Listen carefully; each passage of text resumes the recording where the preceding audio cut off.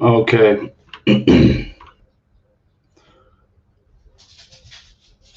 I'm going to get back to making the we're very close on this one.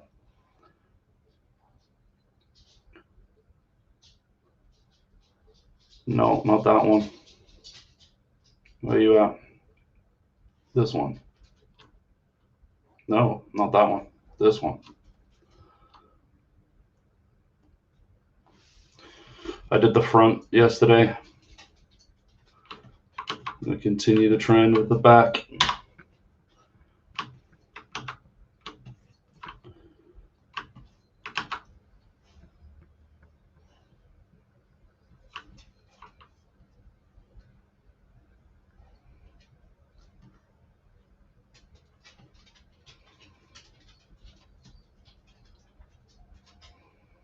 Fluffy.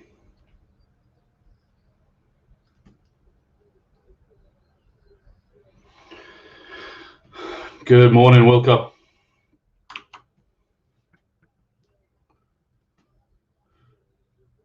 Finishing this fluff today.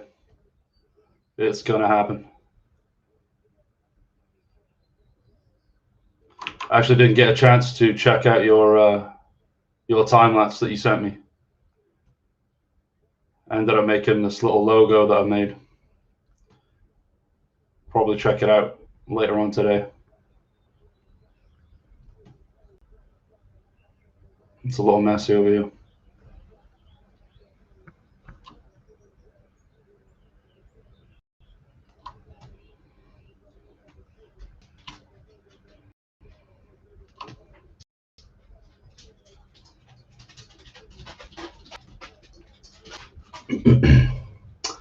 Hello, Mama.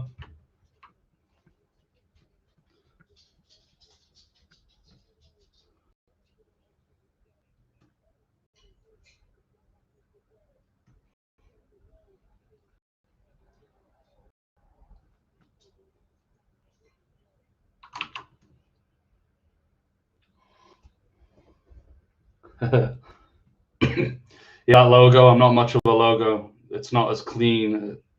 I rely too heavily on Photoshop effects and stuff, to be honest.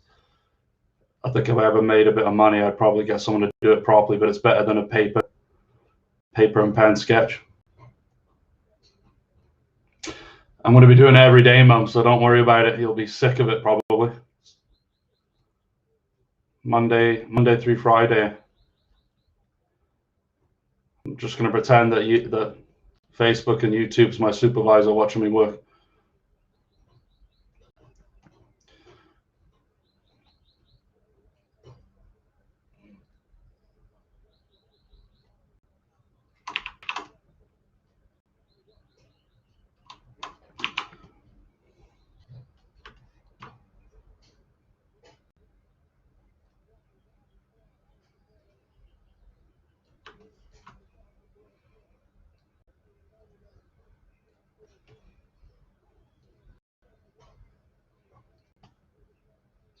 The way these get pulled is dependent on my camera angle, which can be quite interesting.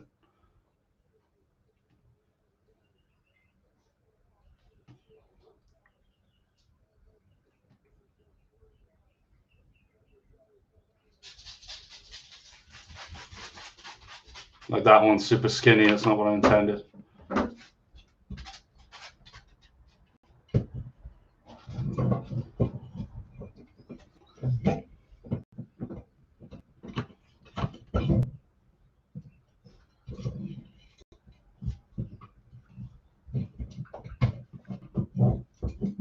Okay, let's have a look from the zoom down.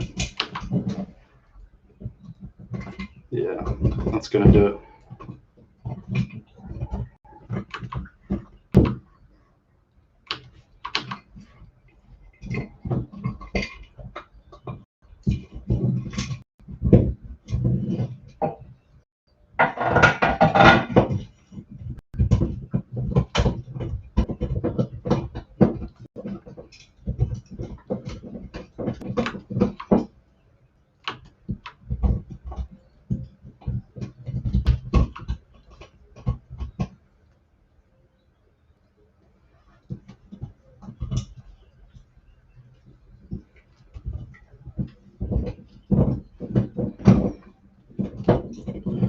Looking a bit messy here.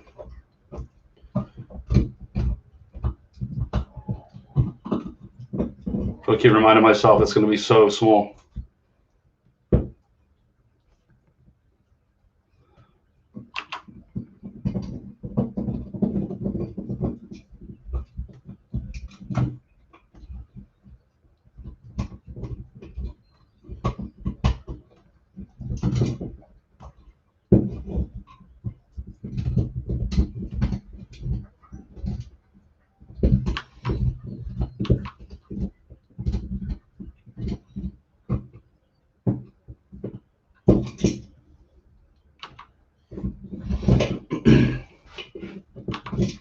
Yeah, Wilco, all I really want is like I'm inspired a bit by like basically multiverse stuff. Obviously, a lot of it's popping up in places like Rick and Morty. I know Family Guy did a couple episodes.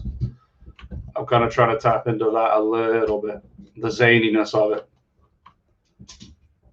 So I just kind of picked a font I liked, and then I just went for like a swirly, portal-y looking thing. It sums it up. Talking about my mum's Range Rover in my stream.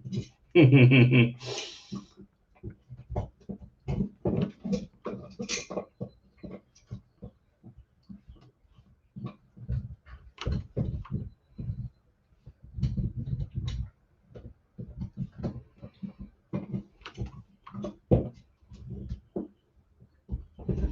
like that camera angle, so we'll keep it going. Changing the size of the brush every now and then. Maybe that's a bit too big.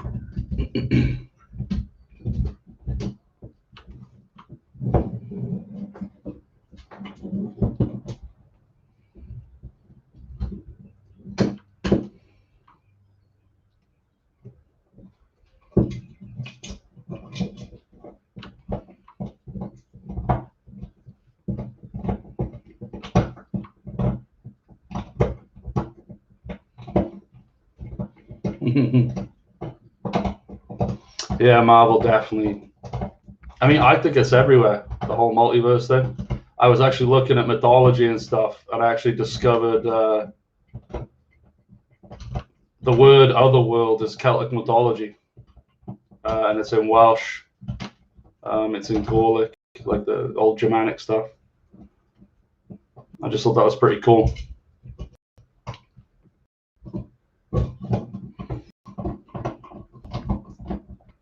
But yeah, in terms of cinematic, Marvel been killing it with it. So it seems more prevalent for sure. And like I said, I was just trying to find a reason to just be able to sculpt whatever I wanted, and it just worked. There's no like profound reason as to why I'm doing it.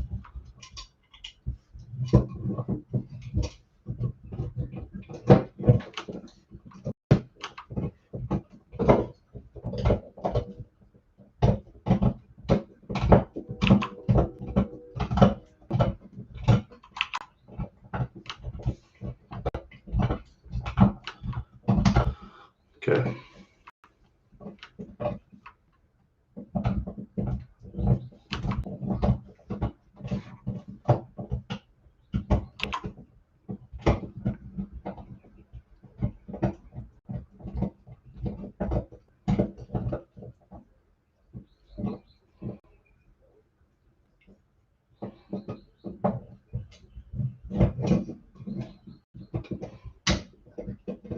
Okay. I recorded the time lapse this time as well. Hello, Lewis.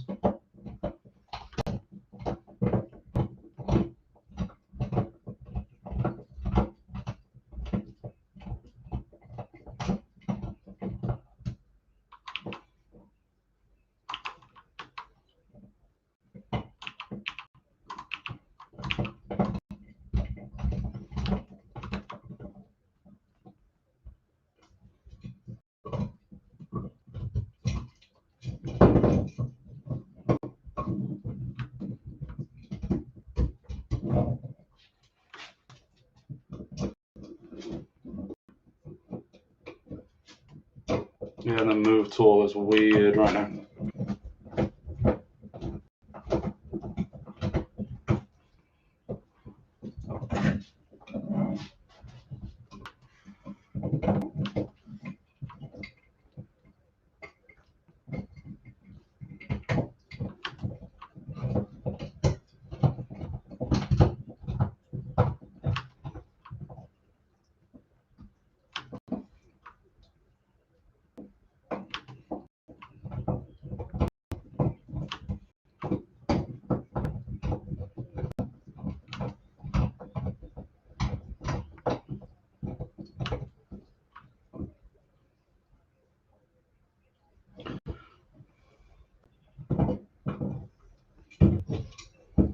What do you mean by LHC, Walker?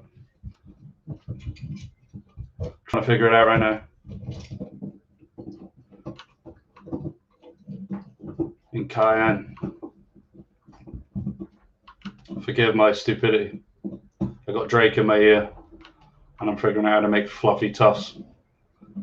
And it's 8 a.m. Forgive me.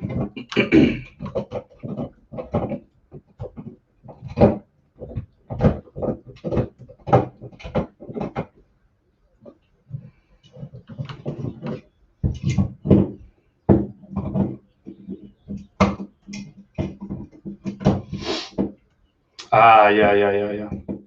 Yeah, that'd be sick. Grind it in a bit of realism too. I remember there was so much mystery around it.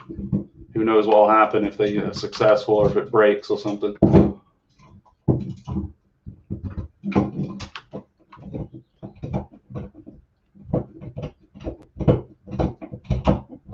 There we go. This is the camera angle.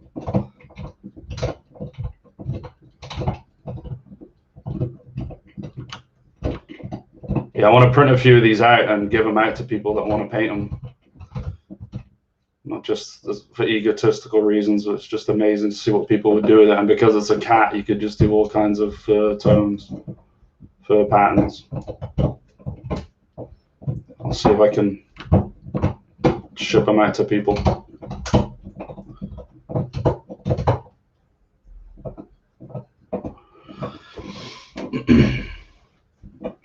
Yeah, exactly.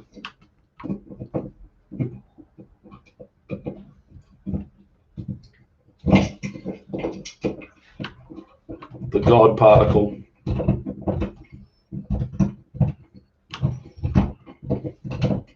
Yeah, that'd be such an easy way to just explain away how some crazy stuff happens. Okay, let's see where we're at with the fluffies. Not bad. More volume. Just got to go for. Do you know what? I might leave it as is for now. Let's have a look at everything else. Where were we?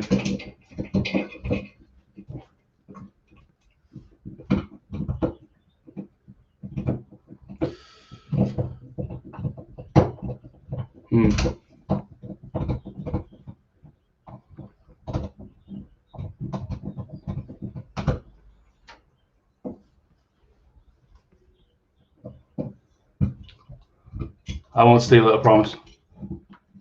I'm a little more. I don't really care how to explain mine just yet, to be honest.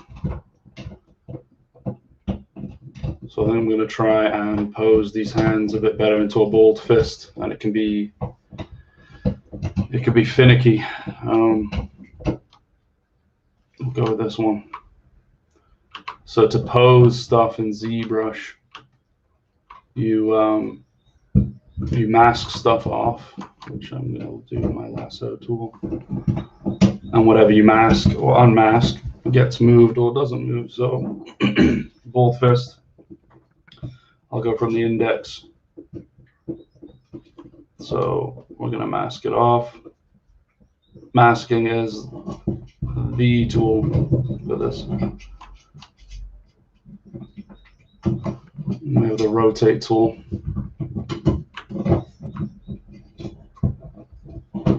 You just draw a line. And I'm gonna have to re-sculpt a lot because you just deform it so much. So just get it kind of how I want it. So you can already tell it looks a bit funky.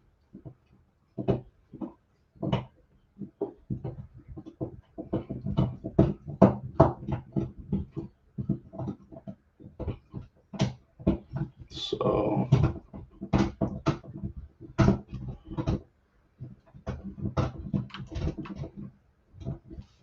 we'll go to draw and mask the next bit.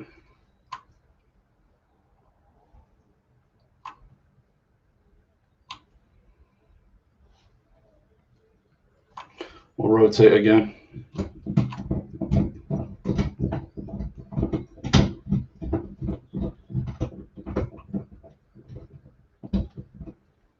Looks a little bit weird.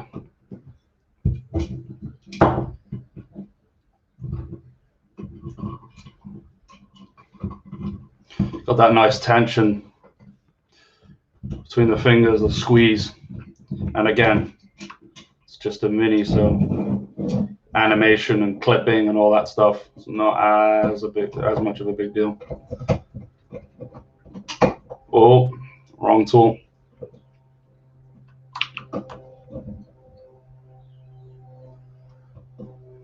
That's not right. So maybe we do need to move it. It's not going to be perfect, but we'll sculpt again.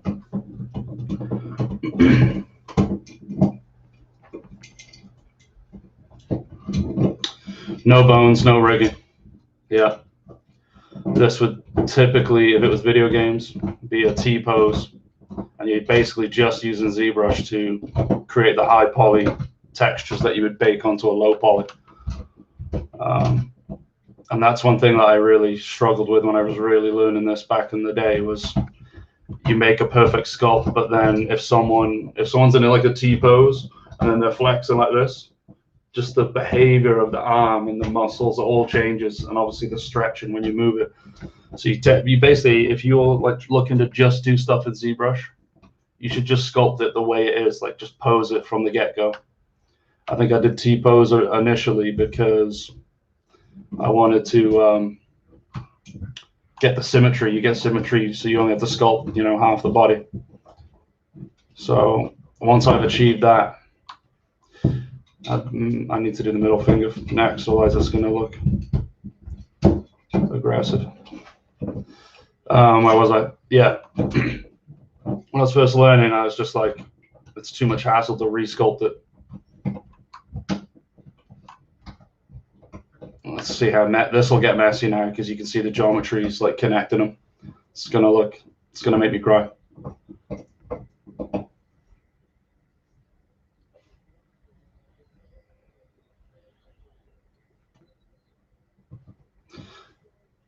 Come on.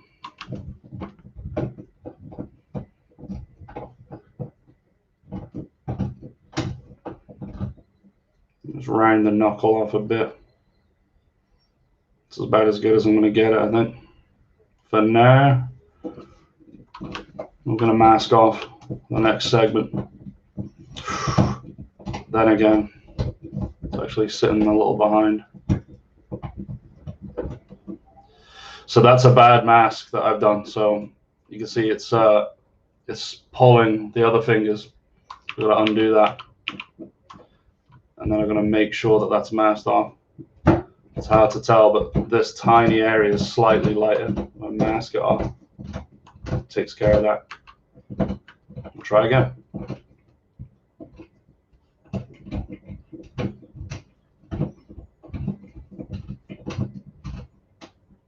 Yeah, breaking geometry hurts my soul.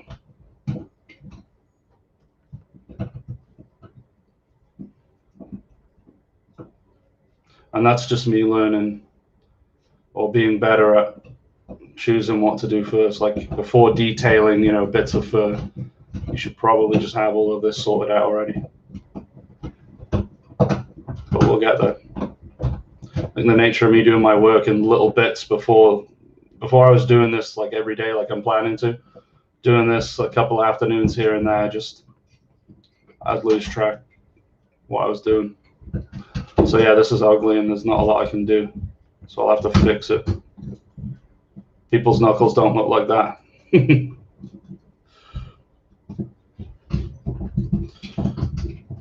And yeah, that's just the way that is. So mask off the next segment of the finger. I've only put 2 segments in this finger too. Human beings have 3. But I kind of condensed 2 of them because when I was looking at tiger paws, they have really chunky kind of fingertips. Looking at stuff just like Lion King and stuff as well. Animated it really well. So I wanted to just give the chunkiness of her fingers over the anatomical correctness.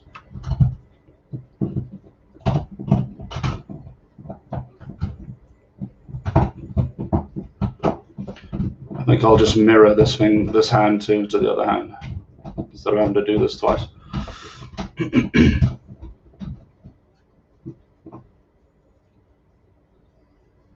Exactly, man. That's pretty much it. Ignoring the fact that it would be better for me in the long run, I wasn't thinking long run.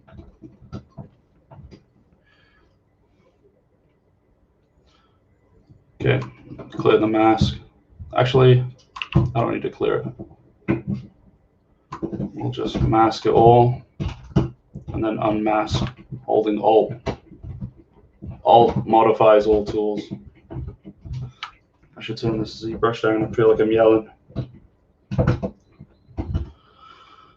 Did I just say turn the ZBrush down? I think I just did. Turn the Spotify down. Okay. Got a feeling I'm going to catch something with this mask because this is so close, but we'll see. Some funky fingers going on.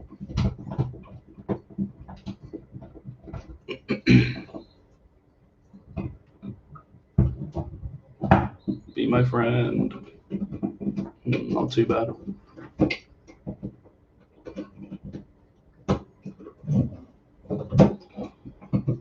Yeah, that'll do.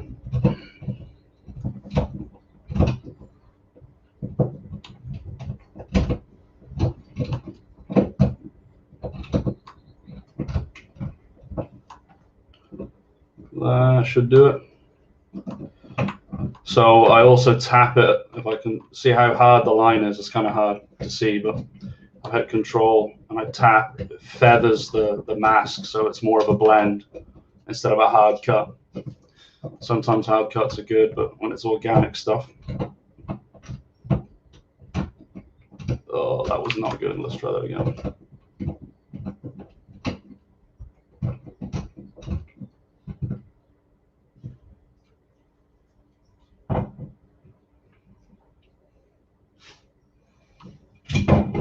This is getting weird. That should be fine.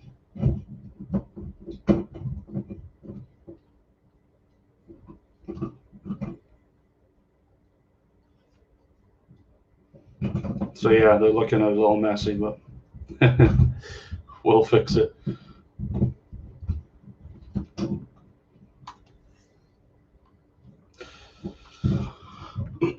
Aloha. Okay.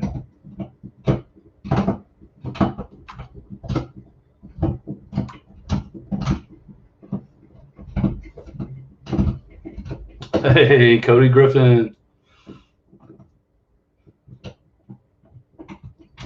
Yeah, freaky hand. We're destroying the hand to make it better.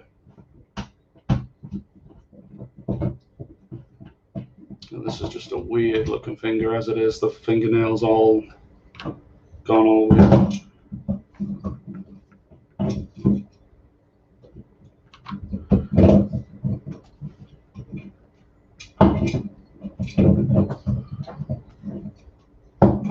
Let's see.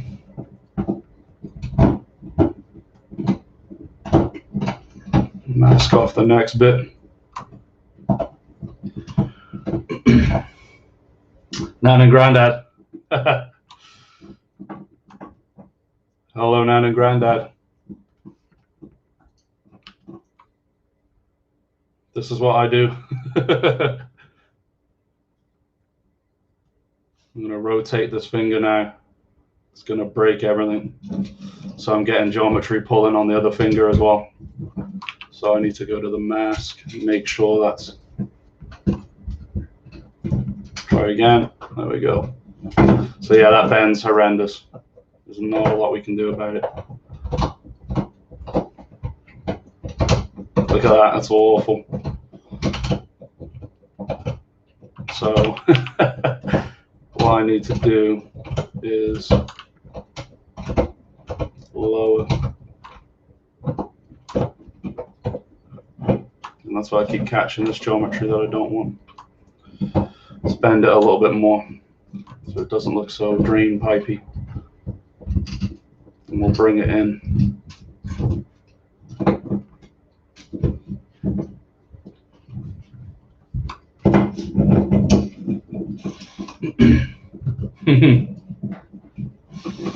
Crazy world. I'm a granddad are watching from Gran Canaria, and Cody's stuck in Bay Area traffic. I imagine my voice will put you to sleep, to be honest, but I keep catching this geometry. Try that again. Yeah, feather in the mask. Oh, is it? Are you saying that as in the response to making that less? I'll try it a little more. I think all it was that I didn't bend the first part of the finger down enough. It's still, in fact, I think the feathering is the reason. I feathered it so much that it's caught. But I'm just going to fix it with sculpting. I just want to get it in the right spot. I told you this is painful. So this is just awful, and there's not a lot, but I can smooth it down and stuff. I just want to make sure the fingers look natural where they, or as natural as I can get them right now.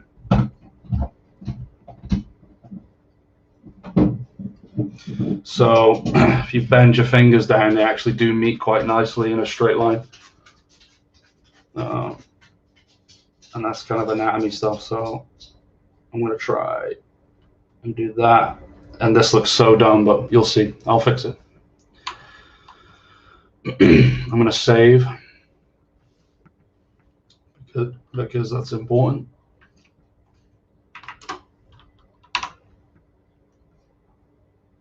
And then we're going to fix.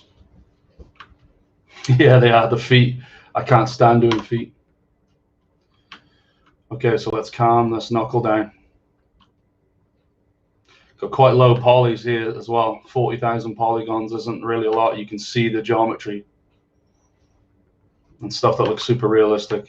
It's millions and millions, so I'll slowly calm all this down. So yeah, that's what's weird, right? I've obviously sculpted these hands to be fine, outstretched, and now that I've bent them, I'm basically sculpting the hand all over again. So because I'm used to T-pose and everything for video games or whatever, I think when it comes to miniatures, it's probably just best to sculpt it in the pose that you want it from the get-go. Okay, let's see. This was the craziness right here, so I'm going to use the move tool.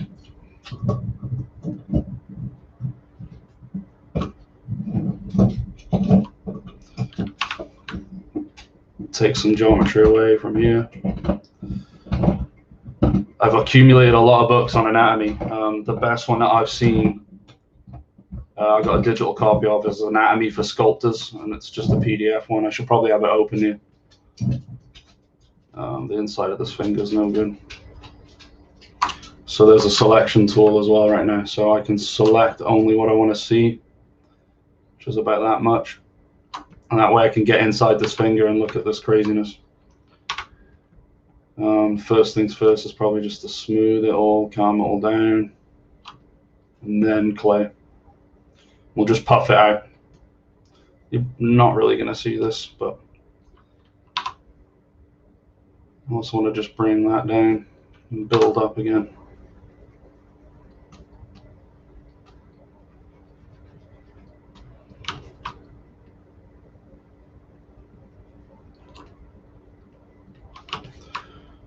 Looking a lot better already. Use the move tool. This fingernail. What is going on there?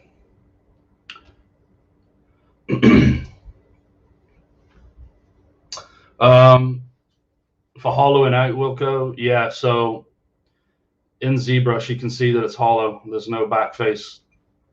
The normals are obviously like for video games, but as soon as you go to sculpt, you have printing software basically. I don't just send this straight to the printer. It goes through another step, and it's called slicing, and it's literally what it sounds like. The software is determining each row, and it could be thousands and thousands of rows if it's a detailed thing. And they basically say like, hey, this is not hollow, and you have to determine whether it's hollow or not. And the reason people do that is obviously to save resin.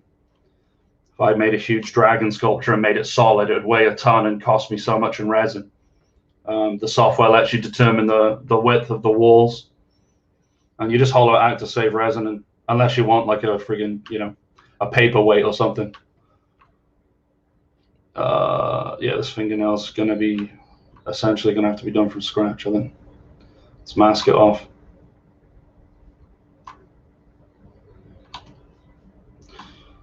So this is gonna get messy too.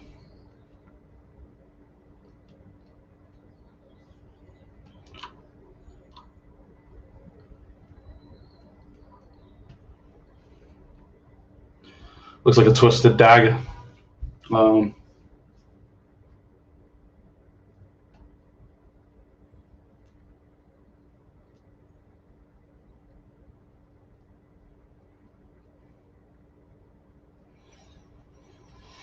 Girl, you look fine with them nails.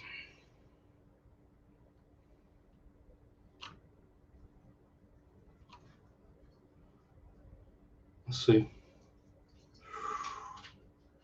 I'm not going to get into the detailing of it just yet. I just want it to not look weird, and it is looking weird. So I actually like the shape of it, but I don't like how it's rotated. So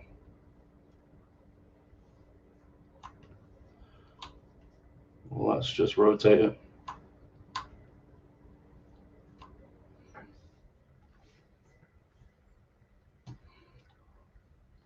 This might be tricky to get a hold of. Let's try that again.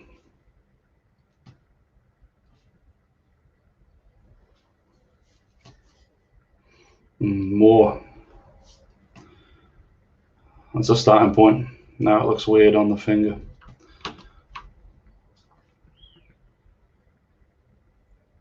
We'll fix that. So yeah, that's ZBrush. We're spending time on the pinky finger.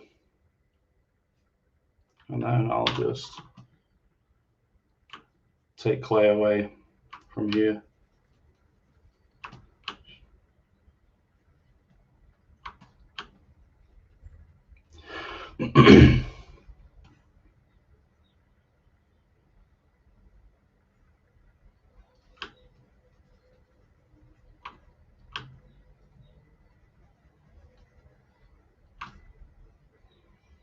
Yeah, still a bit bent.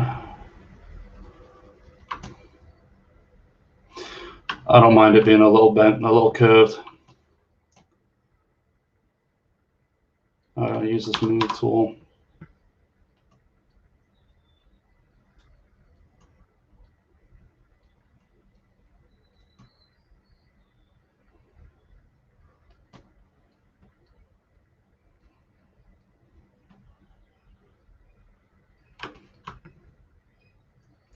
Let's bring this one out to match, get a bit more symmetrical.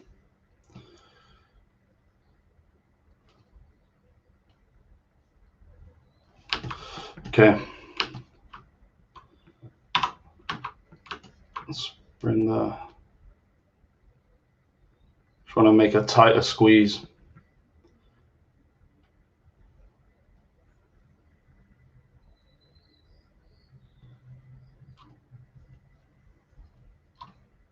So we can use a tool called inflate, and it basically just puffs up whatever I put it on. So gotta be careful so it doesn't look weird. Again, no one's gonna see this part,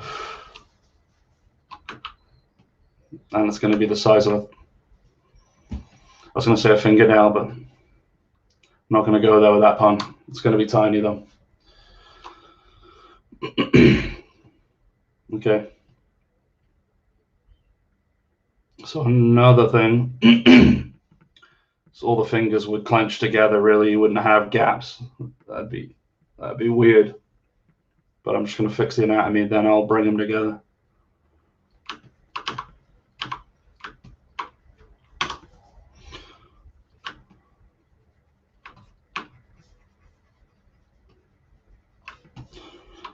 The way your knuckle just, it kind of shears off the end of your hand, so well, that lump wouldn't be so pronounced.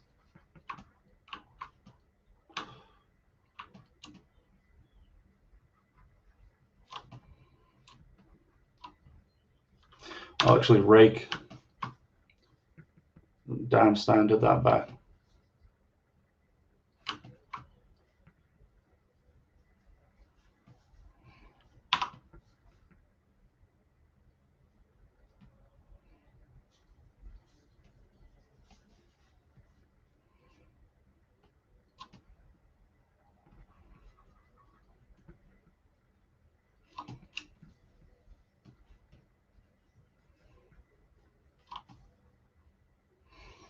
Yeah, we have some crazy knuckles going on.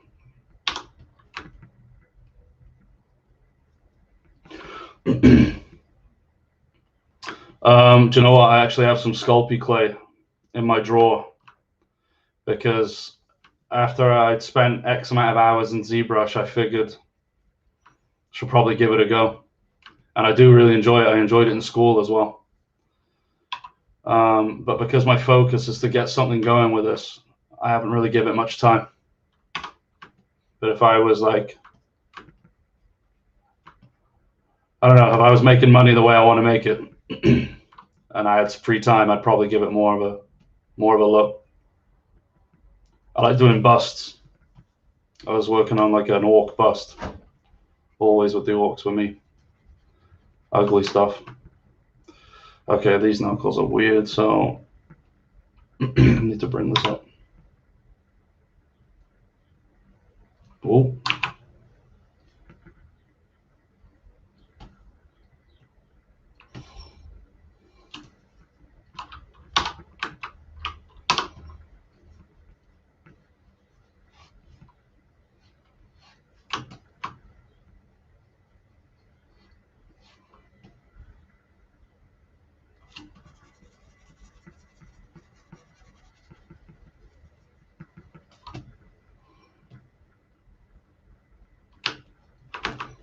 Oh, this needs a lot of love. There's more to do here. Build it up.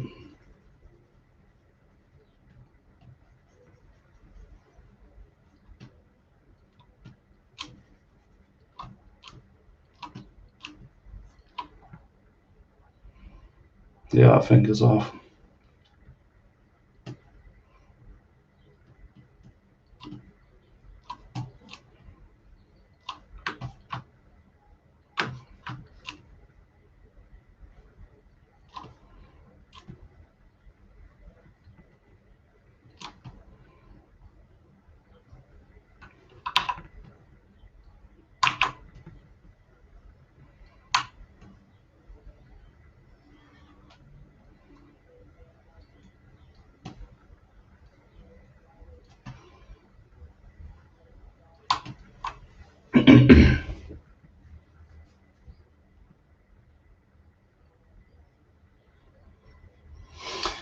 So my aim is 4 humanoidish looking sculptures a month. So that gives me 1 week per. I have a base male and a bit of a base female based off of the base male. So it's still going to be a lot of hand sculpting, to be fair. It's still going to be, you know, the base mesh, because there's all different fantasy races and stuff. It's not going to be so easy. I know, like, a big burly man is just inflating a base mesh, but if I start making like people with bird feet or something, it's like there's not a lot I can use. So to answer that question, I'd say it's going to be like 90%, to be fair. which is good. Like, I'm not a master, and the practice, obviously, everyone knows, should just constantly be practicing anyway, and so it helps. Let's get this little finger in. Actually, let's inflate.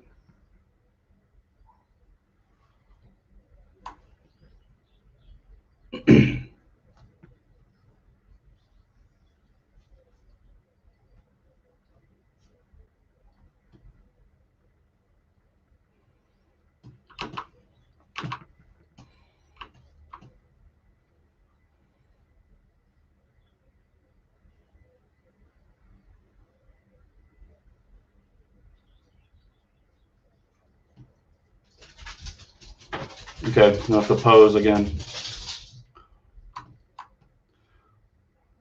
Let's get this knuckle. Let's clench fist tighter.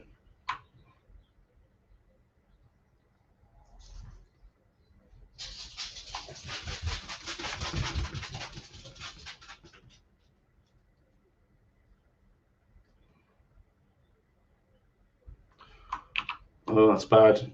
Need to hide this. Because they're so close now, it's really difficult. Still didn't get all of it. We'll see what it looks like.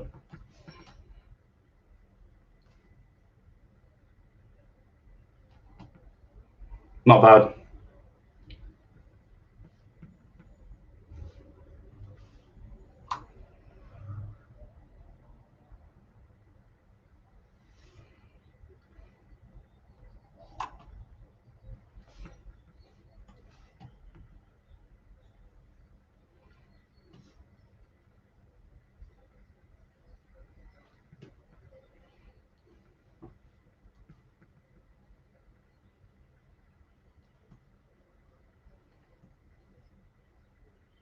Nice.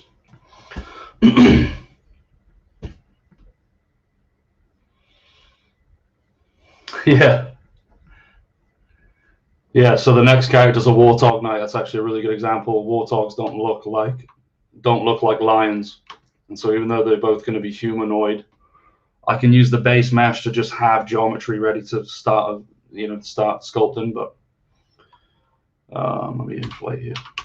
So yeah, but base meshes. Yeah, I think as I go, I'm going to have more and more of a library of things I've already made.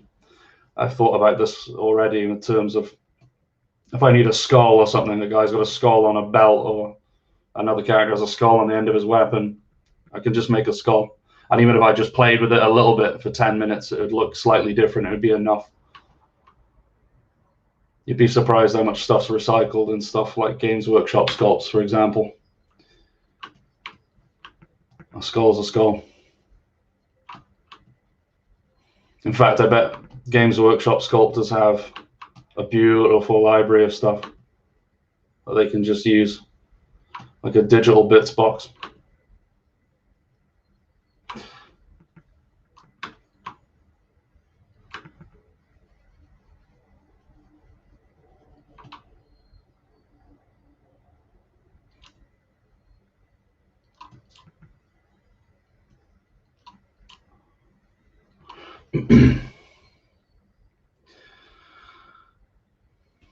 Wilk, you're asking all the right questions.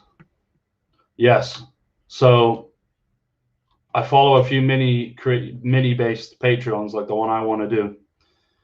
And the best thing that they do is essentially they poll it and they ask for votes. And so they'll provide, obviously, the 3 or 4 like minis that they're going to make. And in their case, it's themes, not so much realms. But yeah, if I let my imagination run wild for a minute and there's people that are fan favorite realms or something and they want to go back and they just vote on it again, it gives me a chance to expand that particular place. And that is beautiful. That's like the dream right there. I'm going to pinch. So pinch is cool. Pinch brings 2 things together. Well, it's literally pinch, so it can be a little strong, but it gives us this tighter. But yeah, that'd be so cool. Like if we did this realm and then 12 months passes, which is obviously a realm every month, and people are like, let's go back to this one. But I'm hyped for that Warthog night. We'll be starting that Monday probably at the rate that we're getting this one done. Okay, we're getting somewhere with these knuckles. We're getting somewhere with this fist. Still looking a little sausagey though. We've got different thicknesses on the.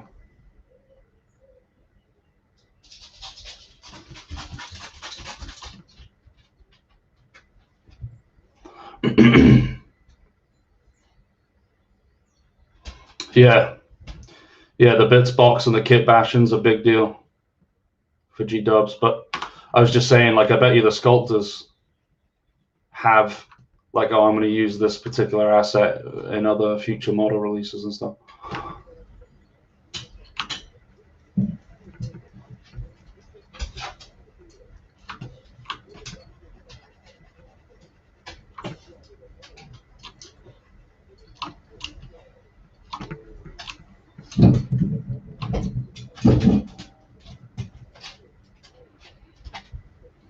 Okay.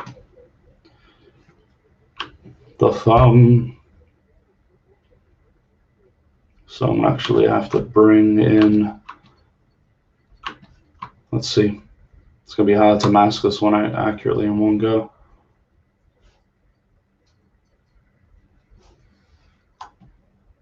I'm going to bring these fingers in tighter so the thumb has room.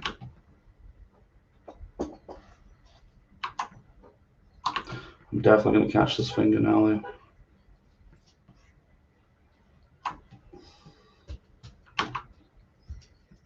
Okay, I want that angle.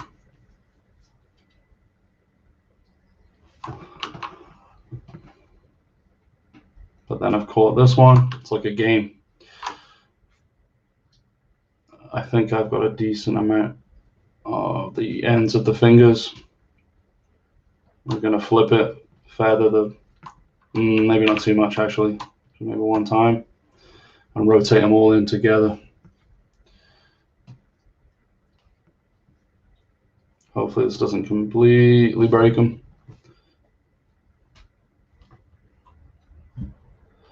Could even actually, it's the move tool.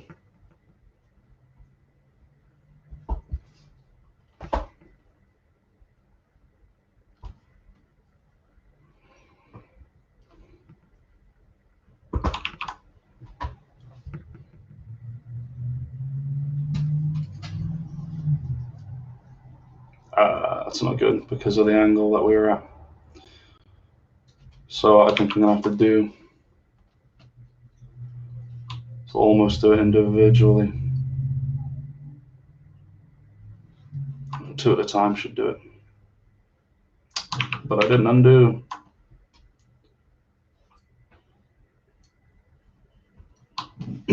Okay.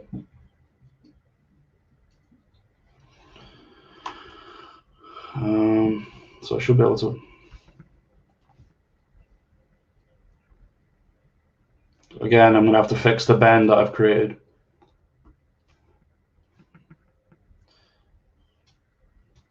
And then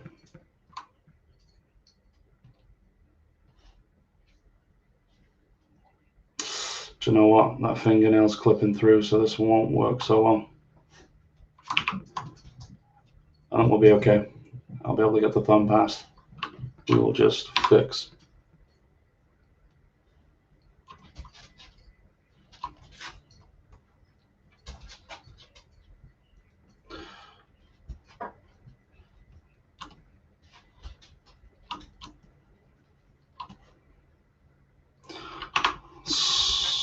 Less of a bump.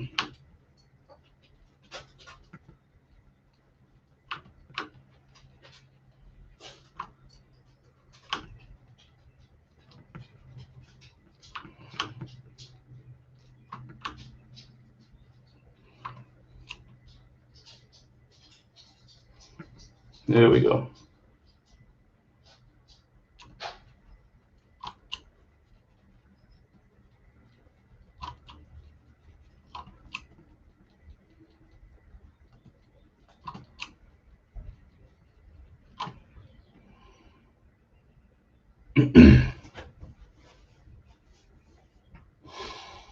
Yeah, this first, I don't even know why I picked it, but I went with just African plains. I guess animal kingdom. I don't think there's any bigger reason than that, really.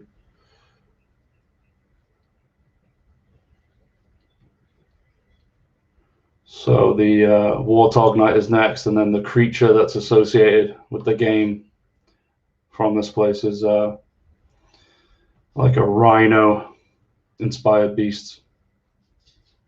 Looking forward to doing that one too, because I do like drawing the ugly stuff, sculpting the ugly stuff. Okay, I'm going to mask this thumb. I'm going to leave the ball of the thumb joint more or less where it is. Grab a little bit of it though. By that much. We don't really want this.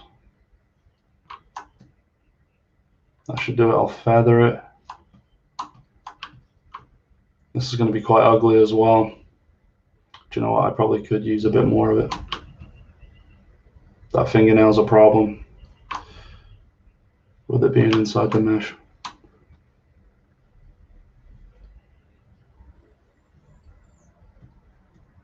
Ah, there we go.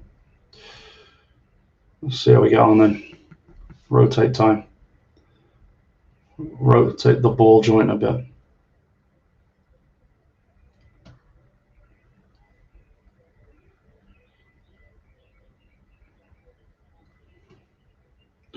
Not too bad.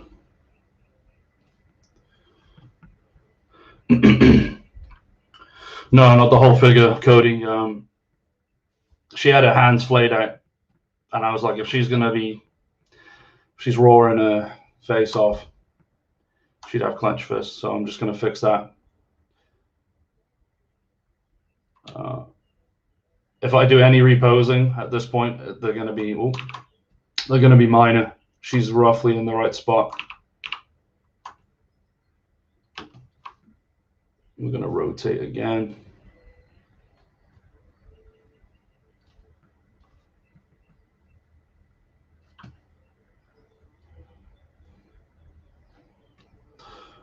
And then the last bit.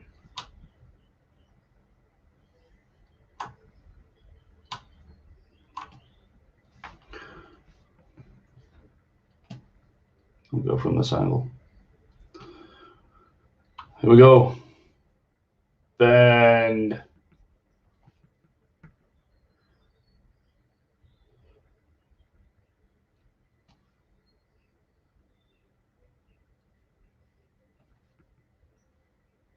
Always looking at my hand.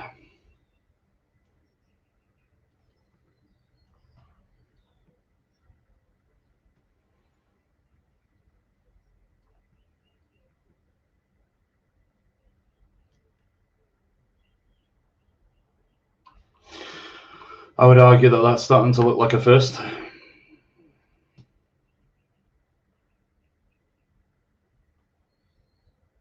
Even with her big fingernails, it works. Let's fix this bend though.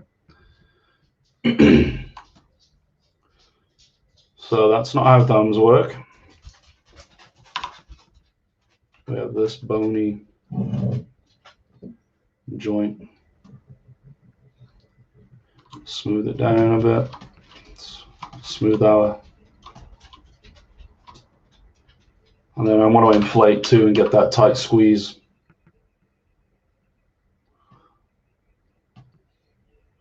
Need to go bigger than that though. It looks like little lumps.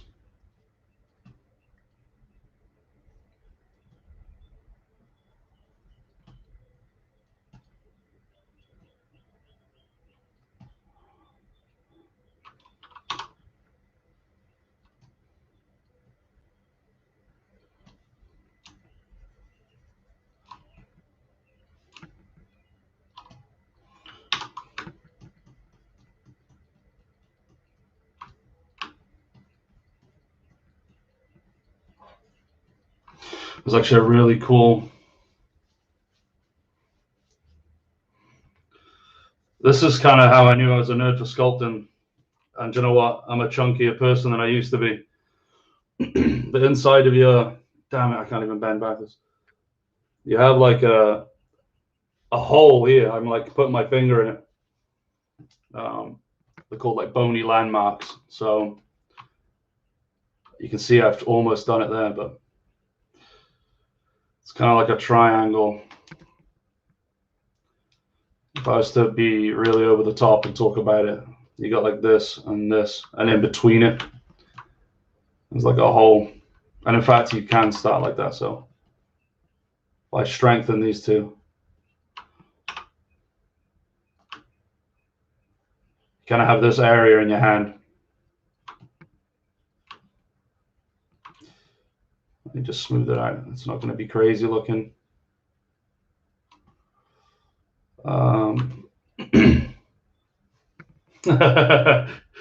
Yeah, the Sailor Sparrow or something. Yeah, that's what I'm doing, Wilco. Each realm's 4 minis. 2 of them are going to be the fighters. One's going to be a big nasty beastie. They're all a part of the same game, and then the 4th mini will be some sort of arena trap that's also associated with the realm or whatever.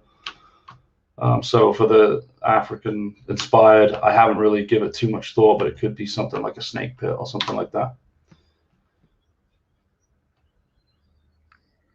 Yeah, I can't imagine a tattoo there. That would suck. You'll notice as well the anatomy, the size of that hand with the wrist is completely off, but it's literally miniature scale. I might beef the wrist up a bit more, but the hands and the feet with minis, they've just got to be a bit big.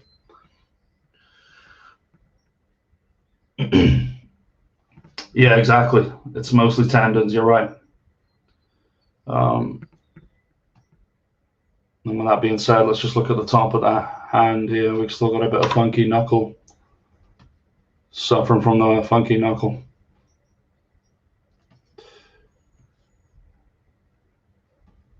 It's really tempting to just do crazy big knuckles because it's like a fighting game, but we don't want it to look silly.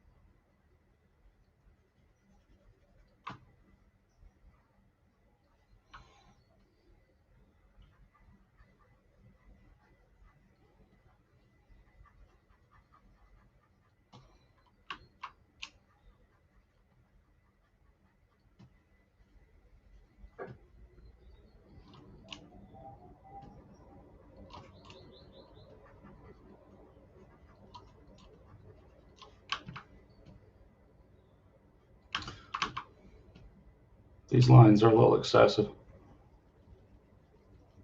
They're there, but they're not that prominent, even when you squeeze your hand.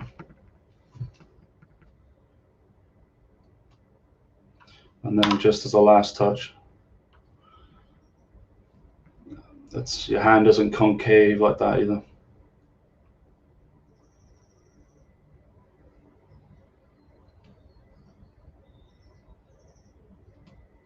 So yeah, that's the beauty of ZBrush. I'm just going to copy this hand, stick it on the other side.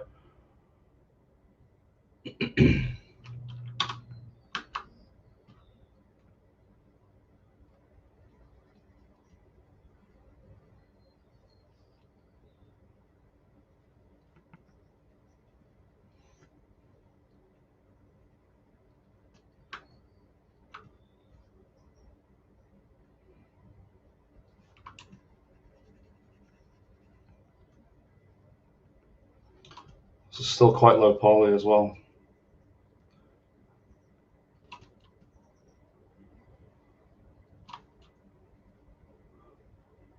I need to come back in when the time is right and just sharpen the detail around the fingernails and stuff, especially my lumpy little one here.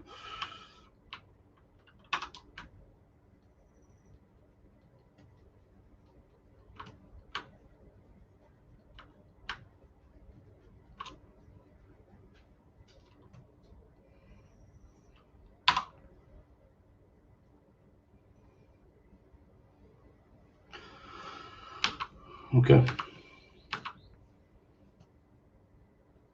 That's something to work with. Save. Save, save, save, save, save.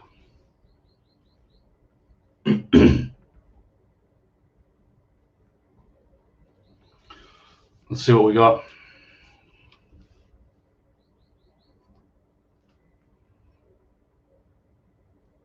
This one isn't needed. Clench first.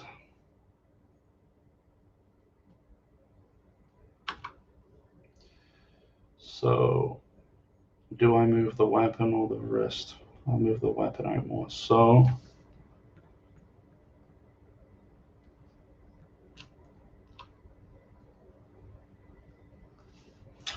we'll keep the hand too. Where is that? This weapon needs a bit of love and reforming as well. I'm trying to go for gazelle antlers as her talon weapons, and I kind of basically thrown them in. But I need to show more. What sells this kind of stuff is the, like, how would it be made? If this was real life, you wouldn't just jam two horns into an amorphous blob of whatever that is. So having some kind of stitching over the top or something, something I'm gonna have to add. But for now, let's get the fist fitting inside.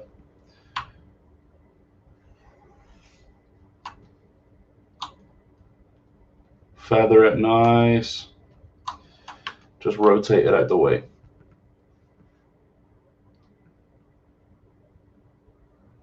You got some Ryu Ken stuff going on here.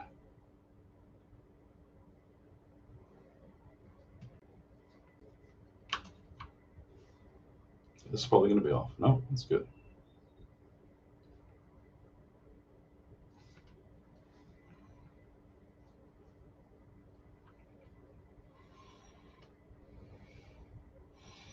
Yeah, some binding for sure. I'm even thinking of, like, maybe I should have put a handle in as well, like something that comes through that she would grip like you would a shield.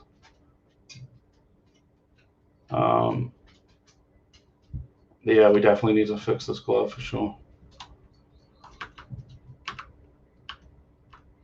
I've kind of made it raised to give it the look that they've been jammed in there.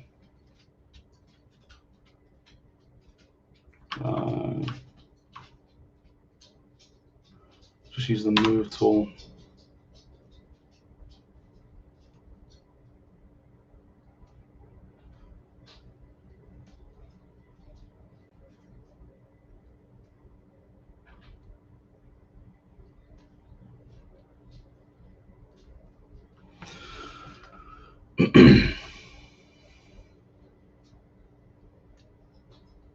I don't want to ruin all of this right now, so gotta be careful.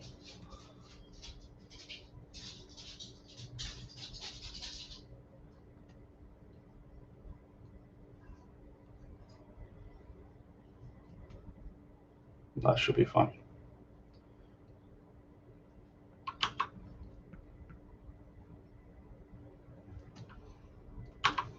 Okay. That's a bit weird.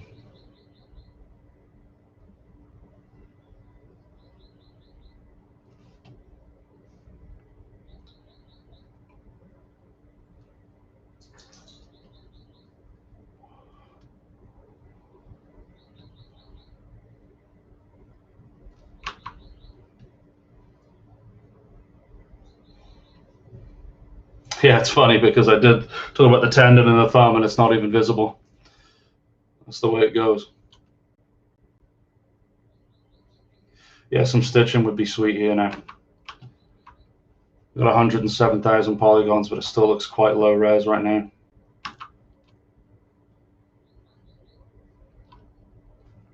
Let's see.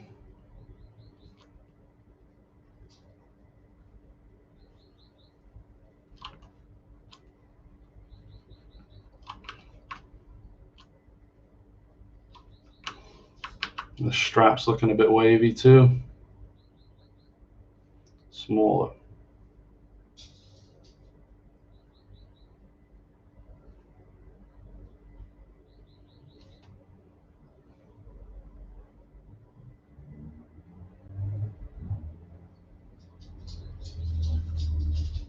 Okay. Yeah, let's see. Some big thick bindings, 1, 2, maybe 2 crossovers on each. Best way to do that I know, is to fake it in. I'll just add a new tool, so we'll do that. I'm going to say one more time.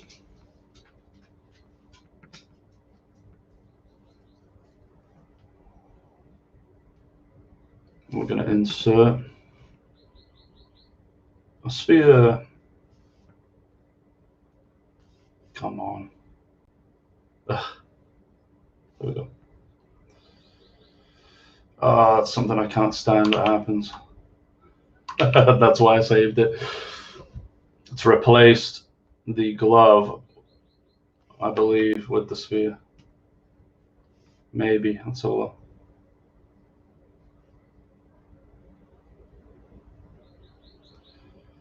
No, maybe it didn't.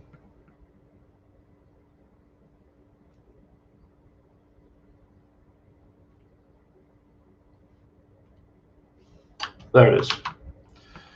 I'm going to move it into place. Oh, let's scale it first. We don't need it that big. That's going to be a big disk.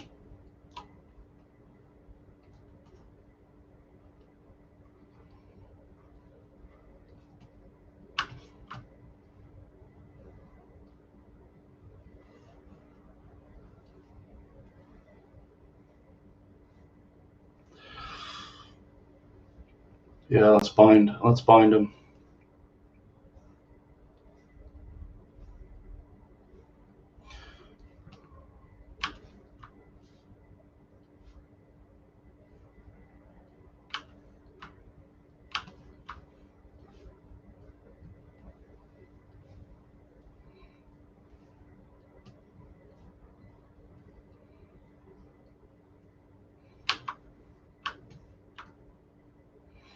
Let's go. So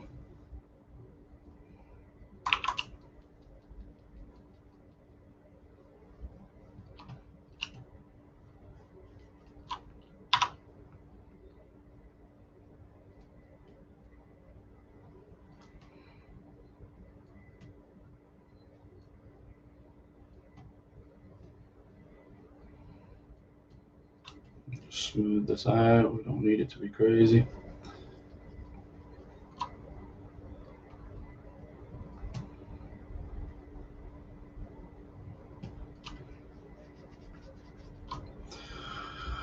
I'm just going to crisscross this stuff, but I'll texture it first. We'll give it a rope look.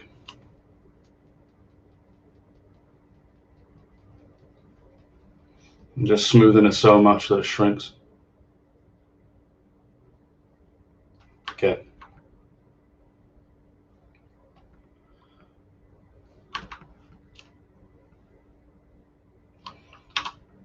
Build out the end of it. Crazy as it looks. Oh, that does look crazy. Well, actually, yeah, the inflate tool.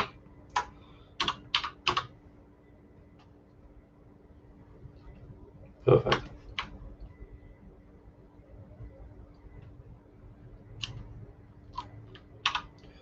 Take some geometry away.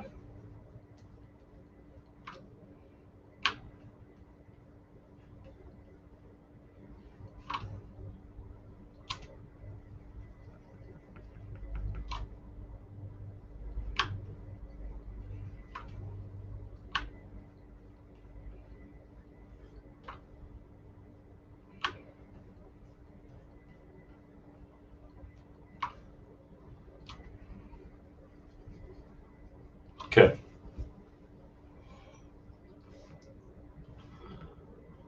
We are moving into position. And I'm going to scale it. The scale tool still trips me out.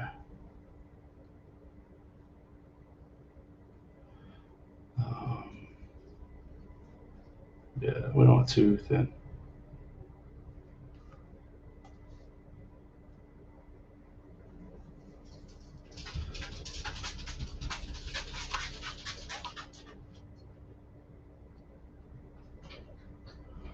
Go with that. Whoa.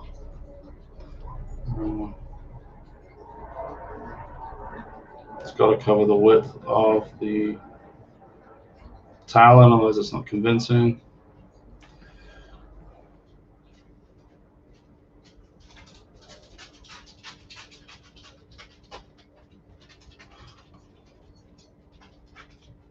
Bit more. Okay. I'm going to try and texture this before. And this is only 8,000 poly, so it might be rough.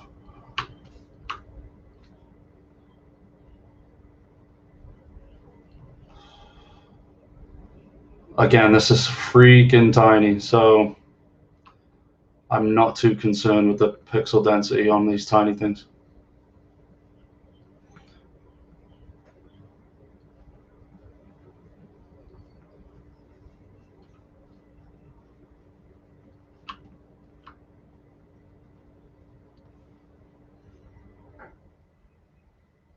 That's going to do it.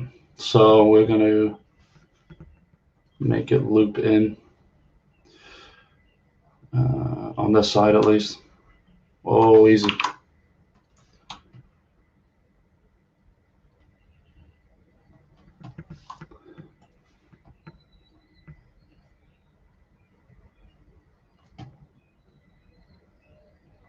Always at the mercy of the camera angle in this program. You think you've got one. It's true of all 3D, really.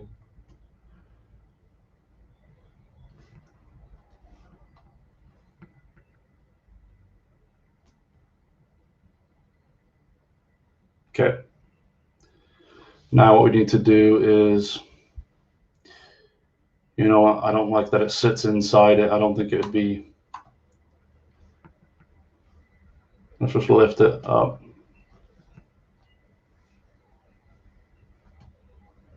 That's better. That way.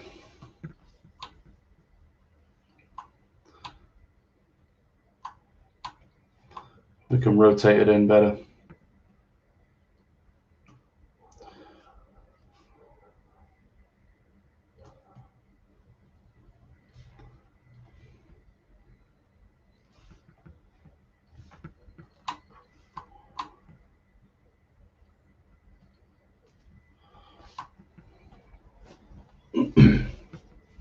Wilke, you said you have the iPad, right, when you do your artwork?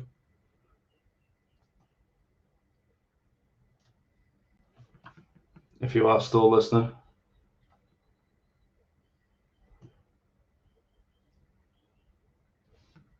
Okay.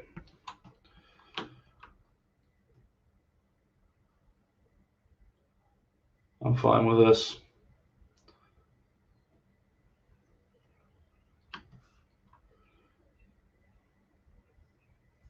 Okay, so I'm going to duplicate, rotate.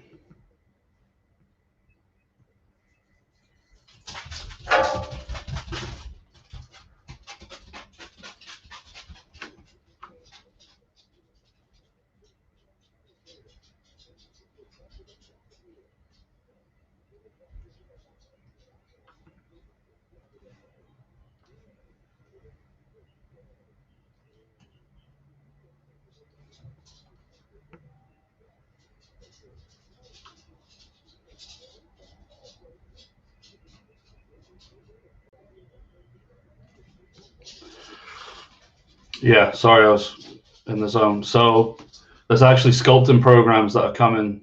I think they're already there. There's two of them that have caught my eye. That's very similar to ZBrush. If you just want to play about, I recommend it. It's very similar. There's Nomad Sculpt, and then what is the other one called? I'm sure if you Googled, or sorry, if you searched on the App Store for Nomad Sculpt, there's another one. I follow them both and I can't remember for the life of me. Forge or Forged. Let me check my phone really quick.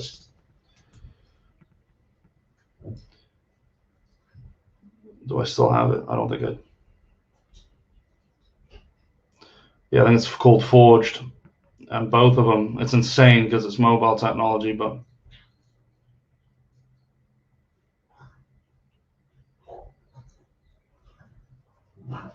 or is it just Forger? My bad. I'm gonna do the whole phone to the camera thing. That says Forger, and yeah, it's like a sculpting tool. Forger and Nomad, really similar. If you can hear my dog, he's got zoomies right now. Vicious zoomies. Okay.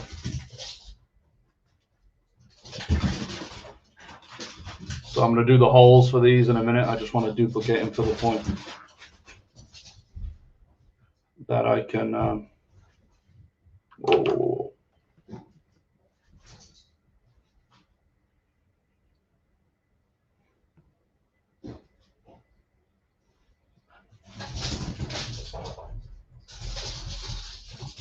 Nice.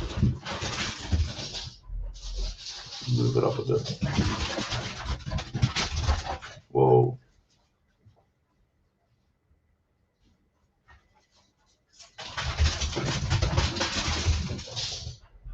This one, duplicate.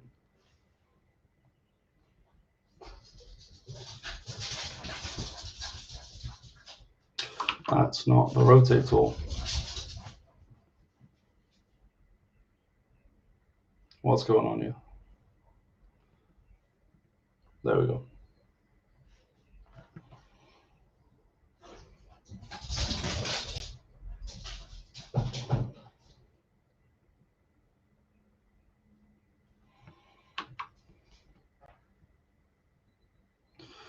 Let's do another row.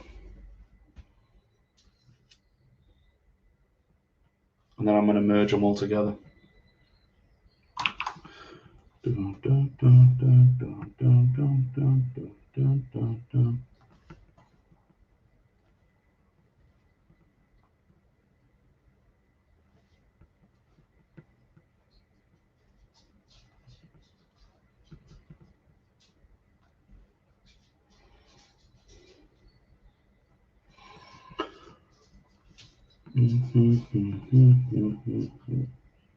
Let's go to there.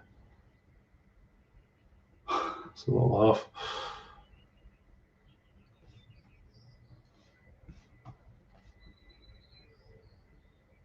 I have to move that back up.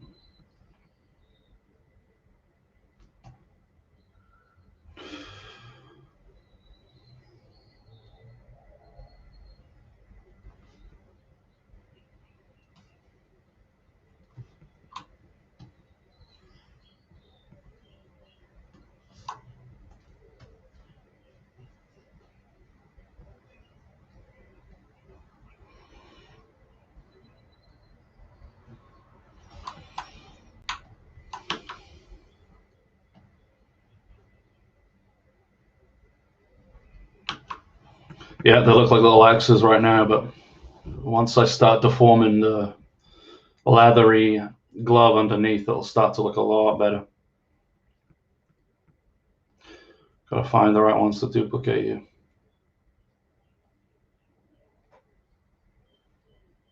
There we go.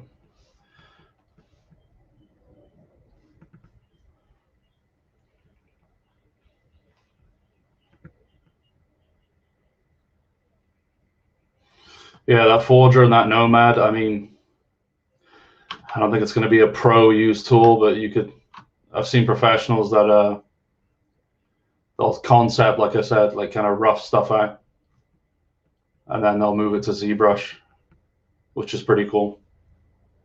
What's going on here? Got the wrong one.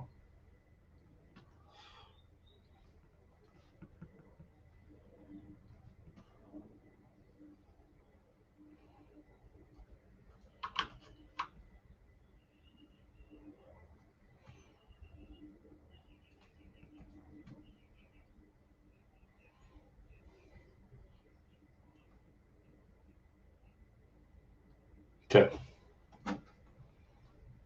Let's get this one.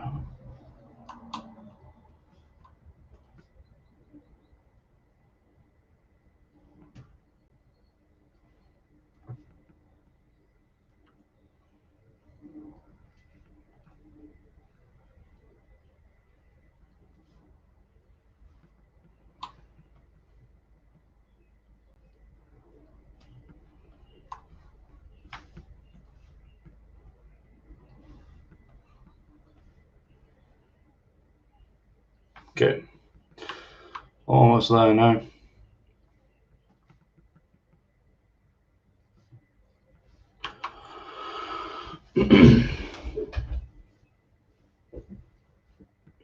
We will duplicate this one. Did that duplicate? It was saving as I did it. Yes, it did.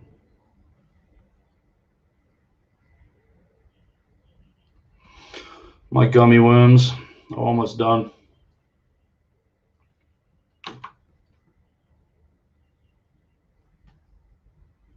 So obviously one's going to have to lap over the other as well. All things that you have to think of. And it'd be quite tight, so I think the best way to do this is to move one halfway up and move one halfway down, and they kind of share the tension. About there is good, as long as I don't bend it too bad.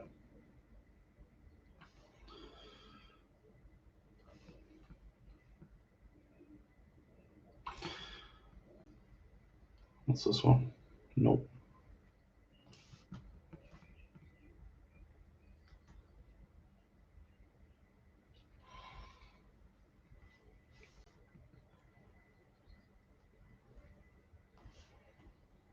We'll go above with this one. Still can't put it totally above because this is a mini again. Like this, if this is real life, this would run up and you might be able to see a little gap underneath, but for the sake of safety and printing, just going to leave it solid.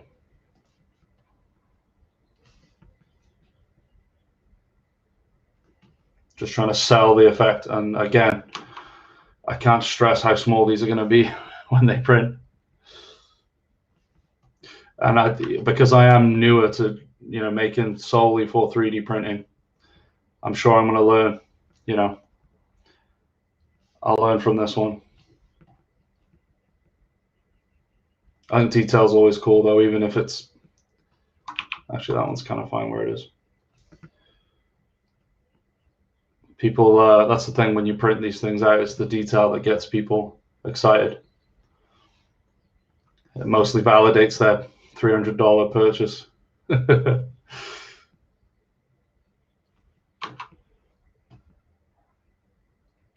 Gummy worms. So that one looks kind of weird. Where are you? I could merge them now, to be honest. This one.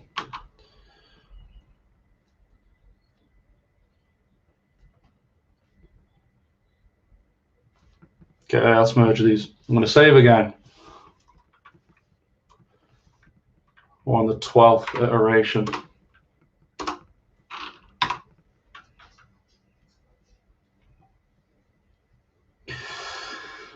Yeah, I've tried that before. Sometimes having one solid that's, like 16 million, it breaks stuff. I don't think the slicing software cares. But I actually can't remember. It's a good question. Generally speaking, yeah. You just merge them all. And the way it's done here, I'm just going to merge down, merge down, merge down.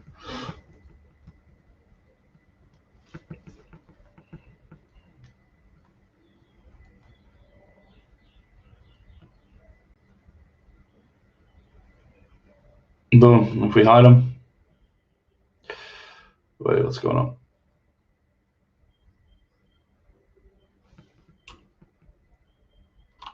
Yeah.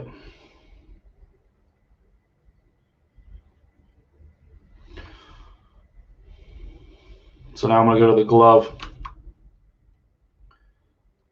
I'm going to do a down standard. Already just sells it.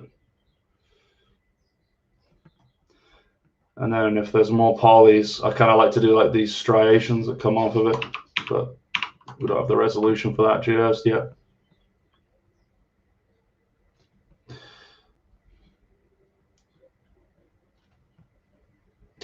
These are quite close, aren't they? I might have to just...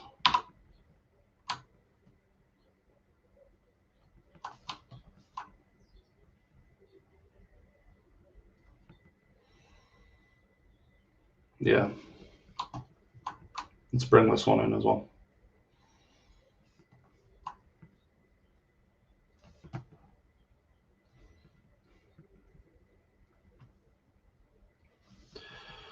Okay. Try that again.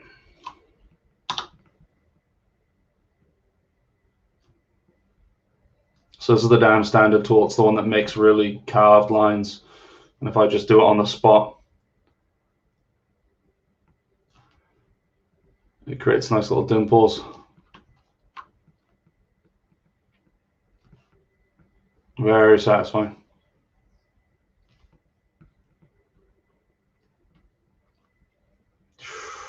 A little close to the edge. And actually, I've done it to the point where some of these things are now sticking out. So we'll move them in more.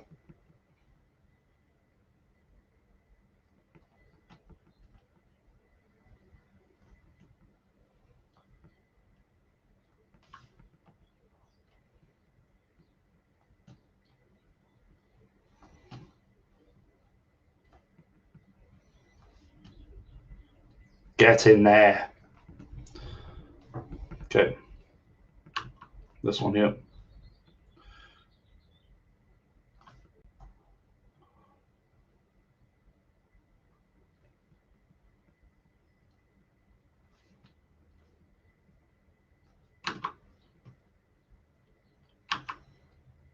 Already just looks better. Just looks more like a realistic thing.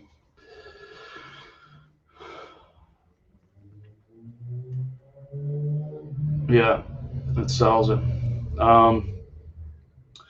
What else though? So I would say if it was a glove, we'd have a way to take it off, which means just a little cross. Actually, let's build it up.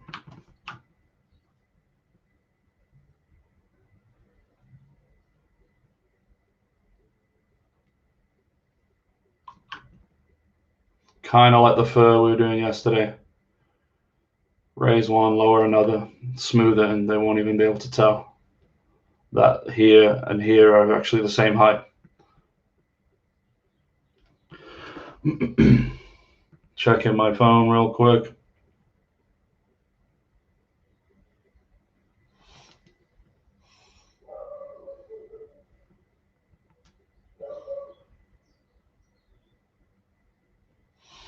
Okay.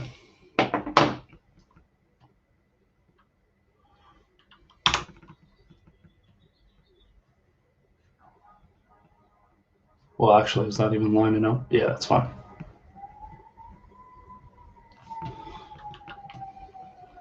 So the damn standard tool really doesn't like edges. So when I get to this corner, kind of just works somewhat.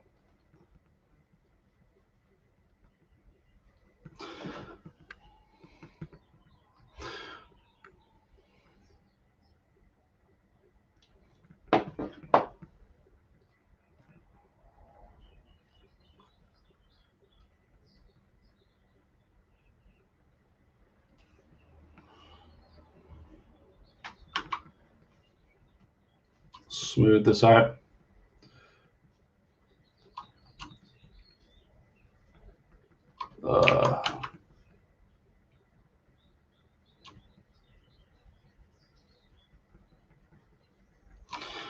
So the resolution's really low, but I really don't want to bump it up just yet. Once I start bumping everything up to the crazy detailing stage, blocking out the major forms gets really difficult. So we're just going to do as much as we can at the lower resolutions. That's a lesson that I've learned.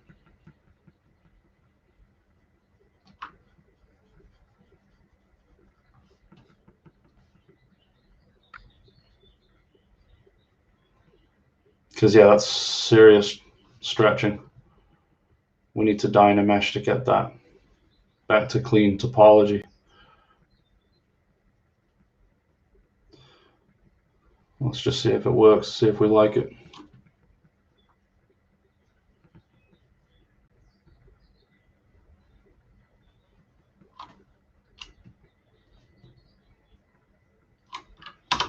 Probably not going to see the inside, but it'll sell it more. Just go down to like there. Let's take away some geometry.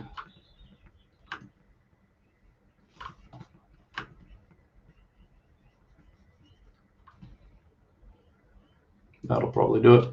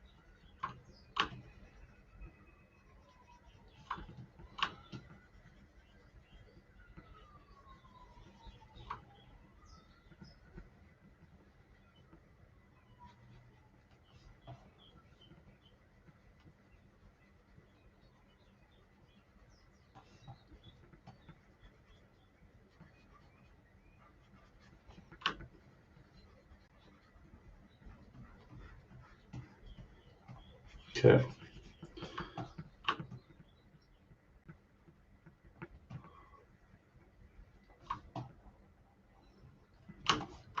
Let's smooth this out.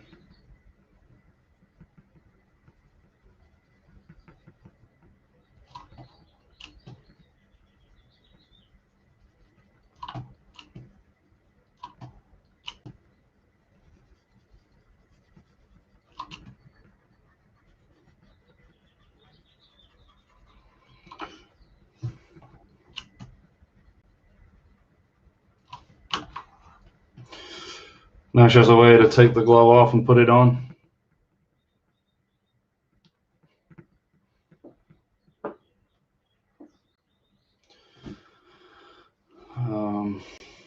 And then the strap around the wrist.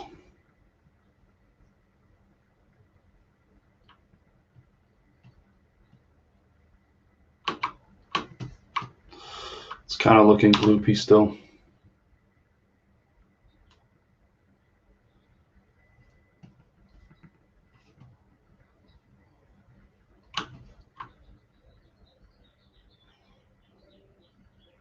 Let's go with kind of like a belt strap.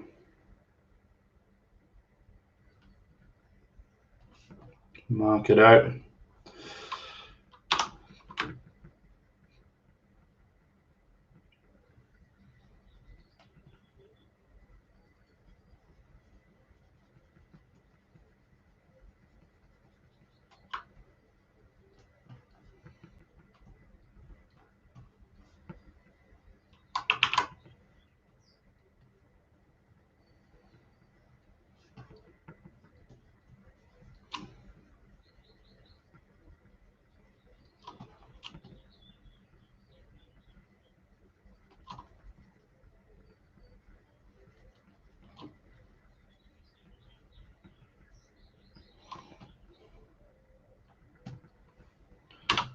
The flatten tool.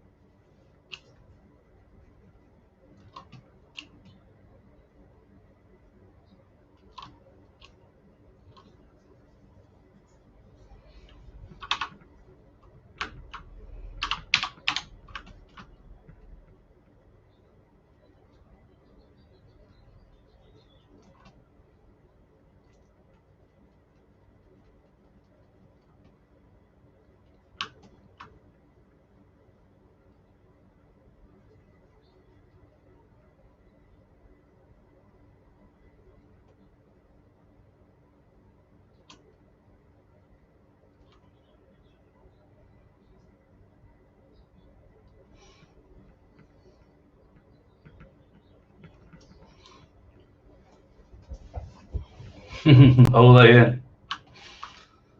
Ole's at the wheel. Give him time. Like a lot of time. Give him time.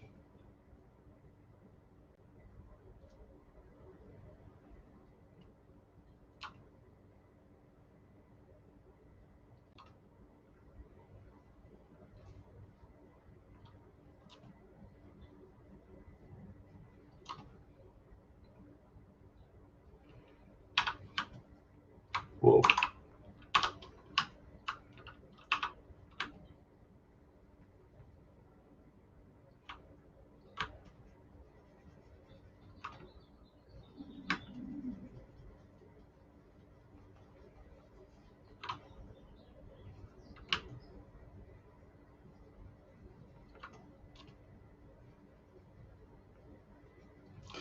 Okay, I've got the glove somewhere in the resolution that we have.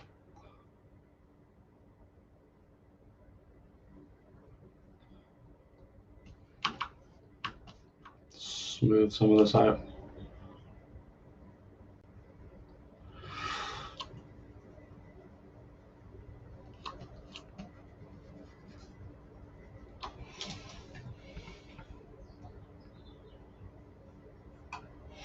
Yeah, bless him.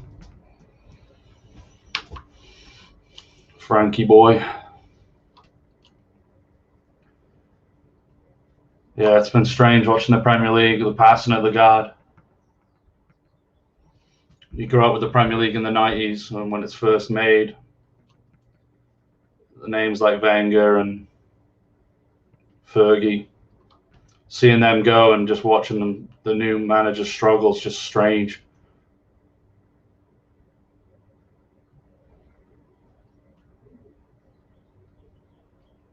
Watching Tottenham become a friggin' franchise as well. Quite like watching Tottenham play.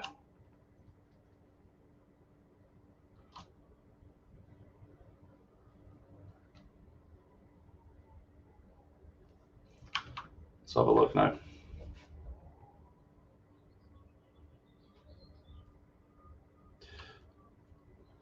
Come on, there we go.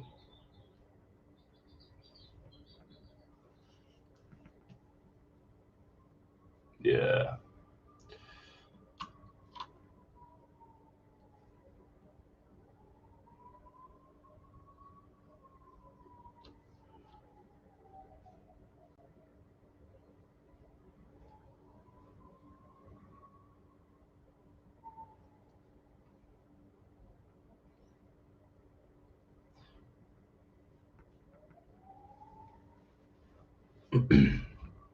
I think it's going to have to be this fur cape again.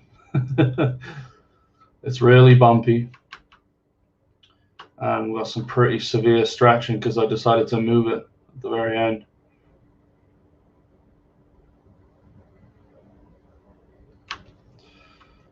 So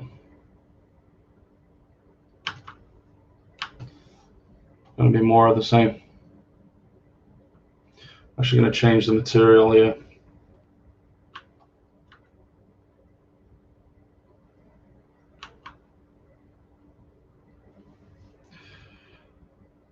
Let's see. Yep.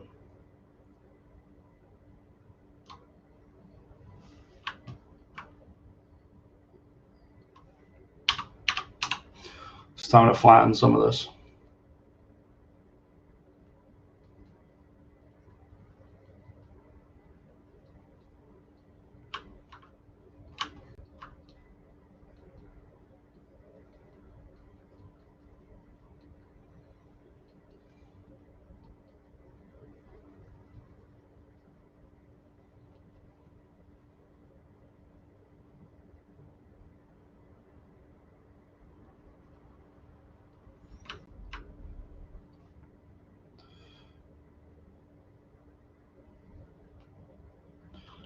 We'll go to the clay tool. Some of these are really built up. Kind of overkilled it.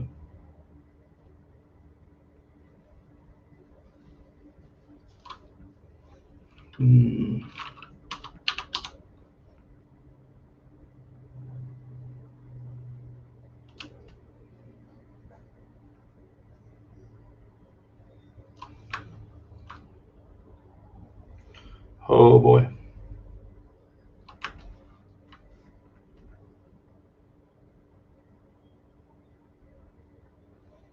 Yeah, they get stretched really bad here.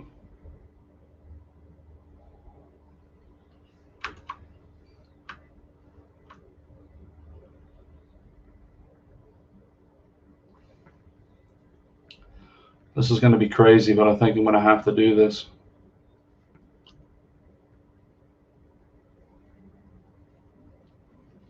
This is just not readable at all. You can't read what the hell's going on. It's so stretched. We're fine up the top. We're fine on the arm. But these are not readable whatsoever.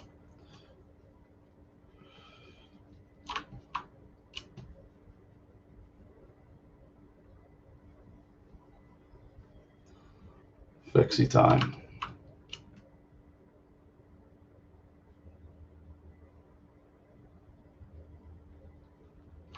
I'll try this again.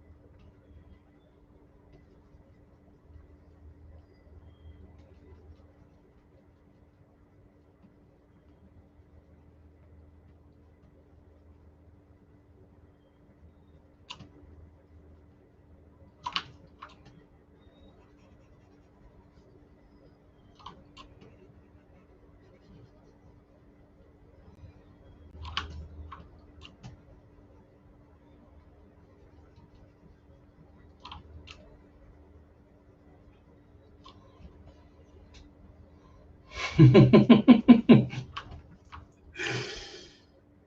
don't know. They're just making the right moves. New stadium, get Mourinho in. That whole NFL thing. I feel like they're always on bloody TV over here. This got Gareth Bale back. Whether he's decent or not is one thing, but he's a name. Arsenal's ruled the roost for a very long time.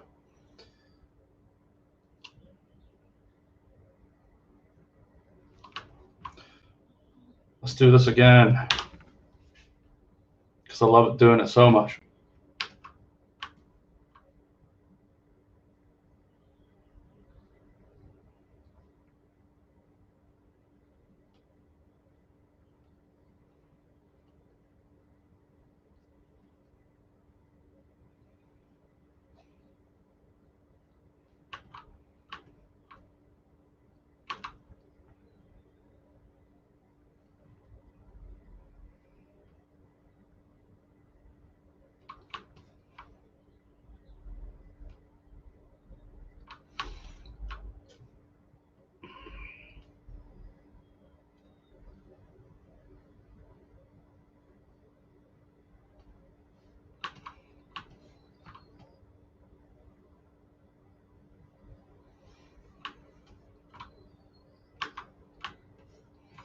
Yeah, I think this has been overcomplicated. I don't know what I was doing earlier, but this is going to be a lot simpler doing it this way.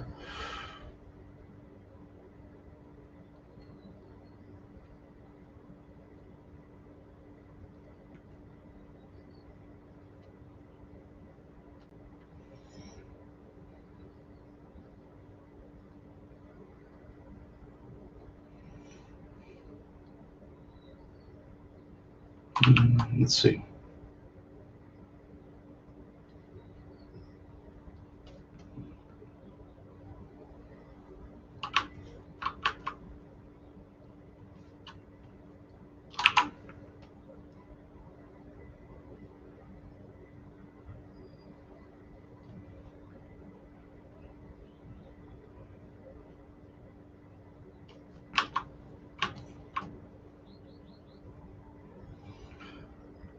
This is, let me save this. I'm going to see if I can remesh it and if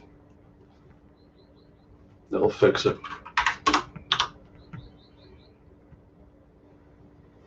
My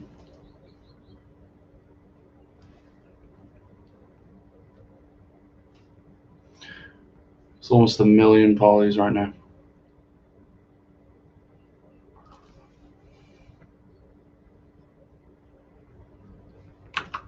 Let's have a look.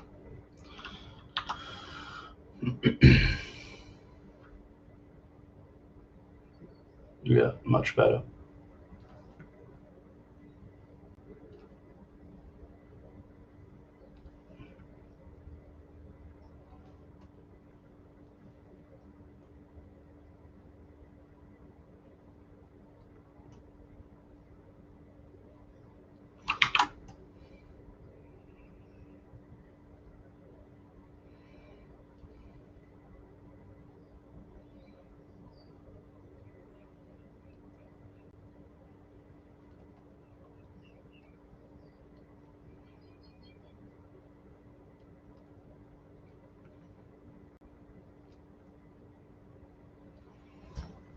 Yeah, this cape has been a learning experience, 100%.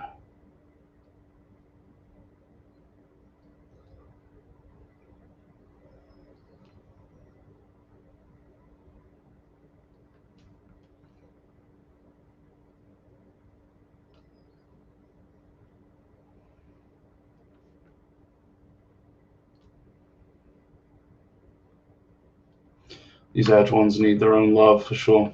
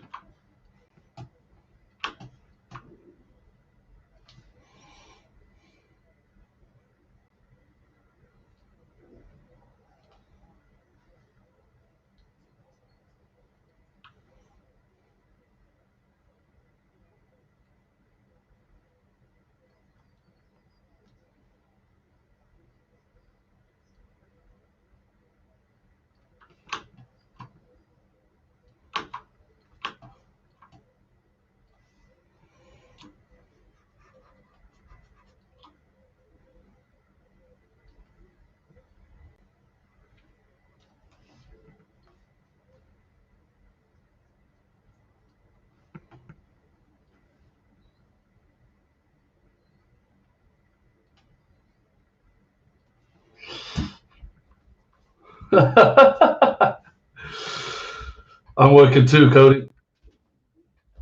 Oh, yeah, I get in the zone sometimes.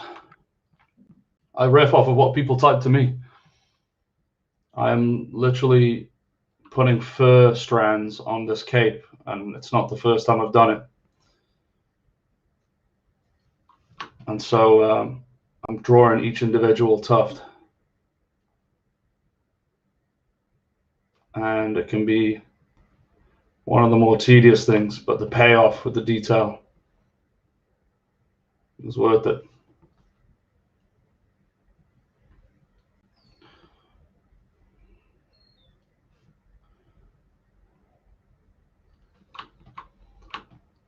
I'm gonna have you paint this too, Cody.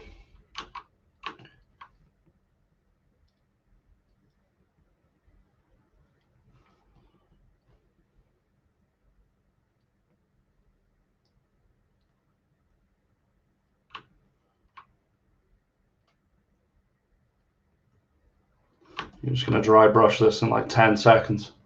And I'll cry.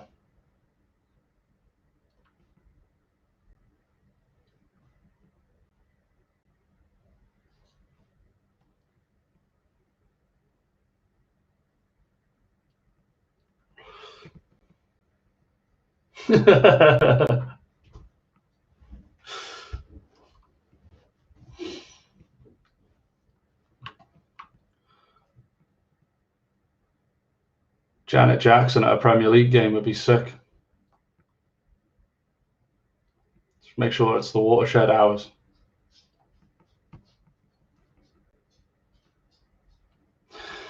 I used to be able to see the 2 or 3 people watching via an eyeball, and it's gone right now. So I don't know how many people I've got, maybe 7,000, 8,000 people. Can't tell.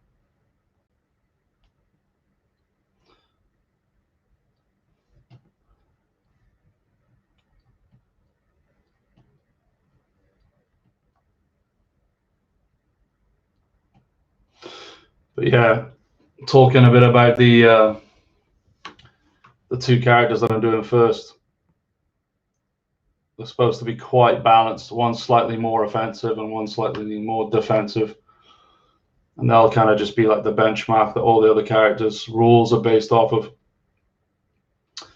And so, yeah, the next character is going to be Poramba, Warthog Knight. He'll be really defensive because he's going to have thicker armor and a shield. Whereas this character is obviously a berserker, doesn't scream defense. But it'll be cool. I like taking this. I was trying to just look at archetypical role-playing game archetypes, if you like. And you have berserkers and warriors and barbarians, and got to distinguish each one. And when I looked at a berserker, it took me down the rabbit hole of essentially Vikings coined the term, because they'd get like a blood rage and they'd be like in a trance. A lot of the accounts written about Vikings were by like monks in England and stuff, though, and they basically made a bunch of stuff up. They were just so outraged because Vikings had come and just walk into churches. But yeah, I'm taking this stuff. And it's like sacrilege. But yeah, I looked at a berserker and I was like, I don't want to do a Viking per se. So I was like, I'm doing a lioness woman. So I just kind of like that blend. And instead of like the twin axes, that's like to be expected with the Viking berserker, I went with claw weapons. And then with I thought it'd be funny with the Warthog. I mean, the most famous one I can think of is literally Pumbaa from The Lion King. And I don't know, pigs, just kind of big, smelly, fat animals. Actually, they're supposed to be super clean. But anyway, I was like, let's do like a really proud Warthog Knight, like a noble. And that's what I'll do next. And his pose is going to be a lot more reserved than the crazed pose of this character.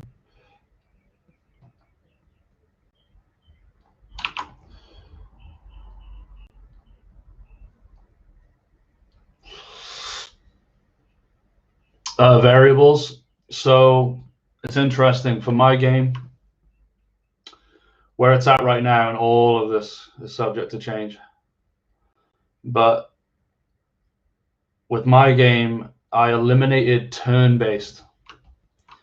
I wanted everyone to take their turns at the same time, which means a lot of hiding what you're going to choose.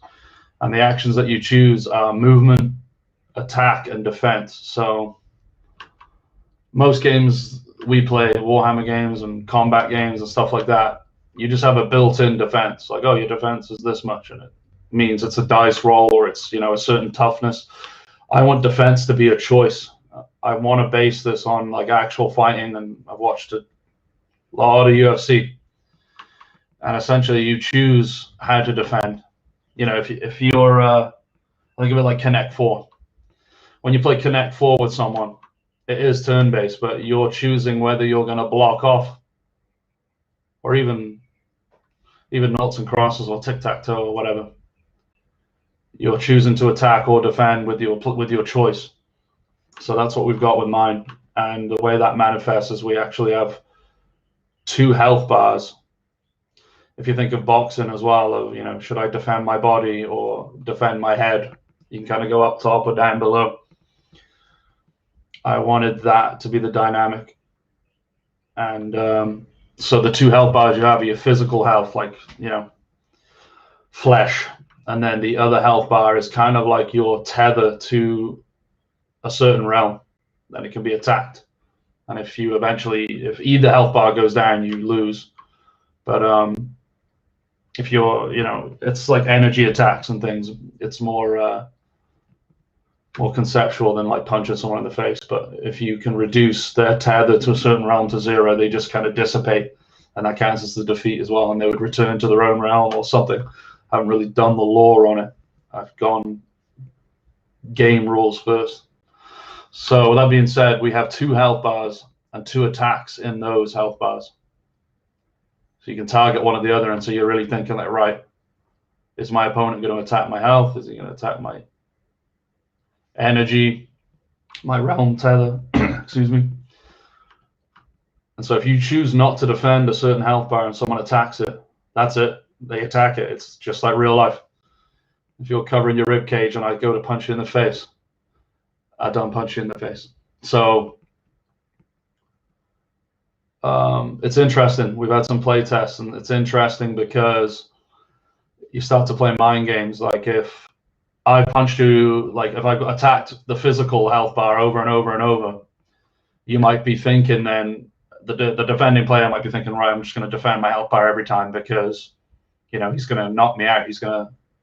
He'll reduce it to 0 and win.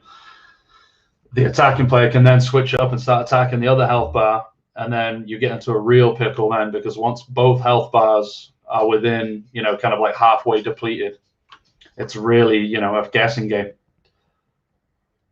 It's kind of like NFL. There's a lot of analogies that I've drawn from, but the NFL too, the running game and the passing game. And if a team runs it and runs it and runs it, your defense comes closer and closer, and they want to like stop the run. They're getting annoyed. The running back keeps getting first down. But then if you do that, you open up the back then, and then they can throw it, and all of a sudden they're a throwing team.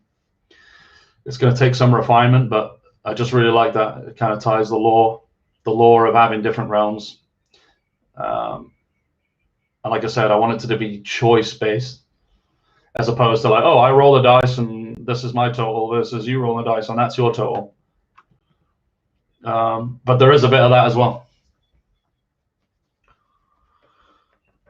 Yeah, and chess heavy. It's really funny because I have gone chess heavy with it. We have a grid based. We play a lot of Shadespire and stuff, and that's hex based. And I thought I'll go back to just squares. I think it's less intimidating.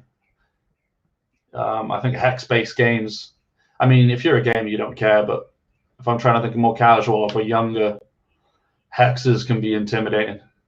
Think of all the hex, I don't know, video games that you've played. They're very tactical and intricate. Whereas if you think of squares, you think of family games like, I'm going to literally say both variations, Clue or Cluedo. Or, Monopoly is tap, tap, tap around a thing. And then chess is squares too. So there are set movements that each character has, but there's a little more flexibility in it. Let's just pretend that we have a knight from chess. That's a character in this game. If you know what the chess moves, it's you either move 1 to the side and forward 2, or you can move to the side 2 and forward 1. As long as it keeps that L shape, that's how they move. Each character in this game has like 4 paths. Forward, left, right, and back, and you can only move in that pattern in each direction, but you can move up to. So if you were the knight and you just wanted to move 1 to the right, you're allowed to do that because it's the first step on that L shape. So those are the 4 movement patterns, and the attacks are kind of the same. Physical attacks are usually basically you have to be adjacent, and then your energy attacks can have a bit more range to them and stuff, and they have numbers on the tiles. I'll definitely do a video, but essentially, yeah, you have like telegraphed attacks, and if your opponent is in one of those tiles, the tile has a number, and you do roll a dice, and that's how much damage you can do. So yeah, it's interesting, choice-based, as opposed to just like, I'm going to roll, and I hope my rolls are better than yours. I play a lot of Warhammer, and it's so painful when a dice roll lets you down, and it's a part of the game, and that's fine. And if you go into the game knowing that, it is what it is. But I wanted to make a game where it's choice. And I've had some cracking games where, like I said, I've played and they've gone at my health, at my health, at my health, and I'm like, oh crap, and then they'll double bluff or whatever and actually go for my health and finish me off. And the only trouble I've had so far is that it's close proximity. I've got an arena that's I've tried 7x7 and 8x8, and it's like, what's the point in having an arena at all if all you really want to do is just get up close and personal? You could literally just sit two minis next to each other and just start trading blows. So I wanted to go more gladiatorial, and so we've got obstacles, and then I want the monster to be a huge part of the game. I don't want it to just be tacked on. It's not just going to be like, oh, we're fighting each other and there's this third element that might mess us up. The beast is going to be, it's going to have a big part to play. It's going to be a bit like a boss battle, so there'll be certain damage windows, and the more damage they get, they'll change their behavior in the game, like their attacks will change and stuff. And if you slay the monster, you win. And so we've got to play test on Friday, but if you, if I'm going into this game, I'm playing Cody, and I just go, yeah, freaking Catan. There you go. I didn't even look at the chat, but exactly. Catan can be intimidating, and it really shouldn't be. And it isn't really, but it's like I said, it's just upon the first look, you're like, oh, we're dealing with hexes. And it would just put off a more casual gamer straight away. But yeah, with the monster, I want the variable to be added that you can win if you slay the monster. Then there's the variable of the crowd. I actually had I went super hardcore into realistic fighting, like sports to begin with. And there was judges, and you could score points just like in boxing. You could be a better boxer per se, not get a knockout and win because you boxed better on the day. But we found that more limiting as well, because ring control and stuff, you just go drawn to the middle of the ring, you fight, and no one's really exploring the ring or the arena or whatever. So gone from a UFC more to a gladiatorial era. And so instead of judges, I've now got a crowd further mechanic. And if you do cool stuff, if you one-hit creatures or knock a guy down or whatever, the crowd's going to go ape, and there'll be a tracker, and you'll move further up on that tracker. And if you are more defensive, because maybe that's what your character plays like, maybe the Porumba, the Warthog character, wants to be more defensive, the crowd isn't going to like it as much, but he might not be going for the crowd victory.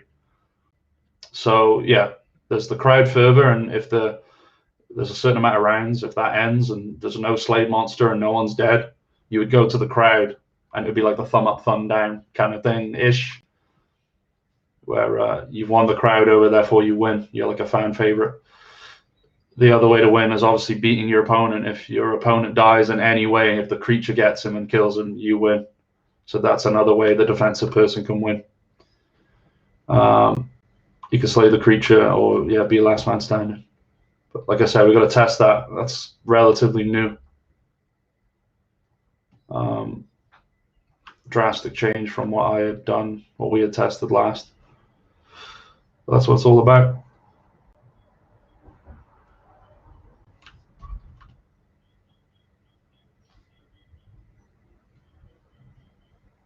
But yeah, every tile, when you attack, there's things called sweet spots. So if I have my template of attack, it might be every hex adjacent around my character and then like 2 in front of it, just purely as an example. If you can get someone to stand in that specific tile, it'll do like, a really high number. It might do like 8 damage. To give perspective, characters' healths, both of the health bars are average at around 10. Because I wanted that as well. I wanted the excitement of like first round KOs and things like that. Like you've got to really be careful what you're doing and consider where you're going to move and take into account your opponent character's moveset. I think Cody actually played against a friend of mine, Riley, and almost got one-hitted. I think he did actually got knocked down, but you can get back up after a knockdown. I don't think he did. But yeah, it's more complicated than you think. Yeah, it's going to be 1v1. I think it would probably work. It'd be mayhem with more than one. But I'm willing to test that. But I want it to work at least as a 1v1 for now. And the creature won't be controlled by a third person. I don't think that would work. But the two players can actually control the creature in certain ways. Like they'll choose different actions for it, and it'll be combined. So you've got to think like what your opponent might choose. They might choose for it to be aggressive in a certain way, and I actually need to design, finish fully fleshing that out, which is what I've been doing in my afternoons. I sculpt here in the morning till midday, and I'm supposed to sculpt in the afternoon, but I want to make sure this game it works for Friday when we test.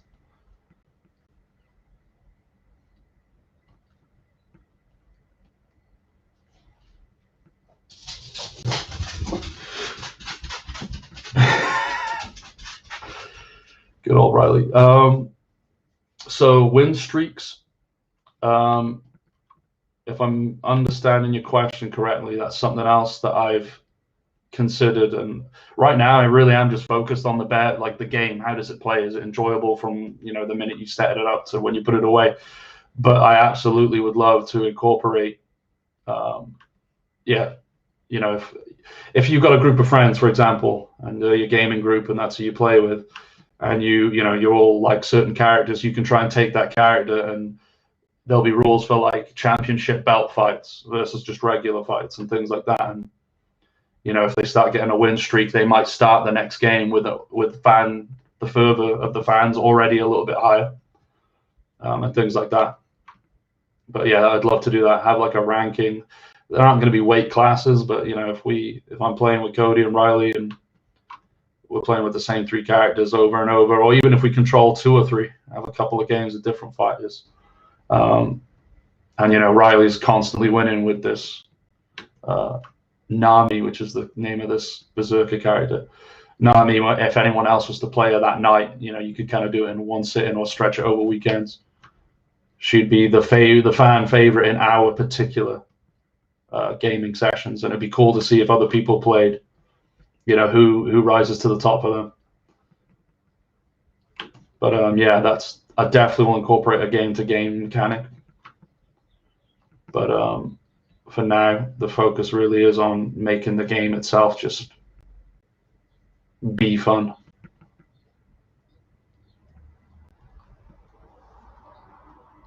Okay, I've almost finished drawing out this freaking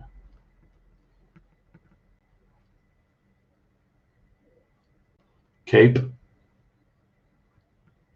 Oh, I don't like that one more. Okay, it's cleaner. But this is going to take a minute. It must be done. Let's clean what I'd already done, though. And let's save also.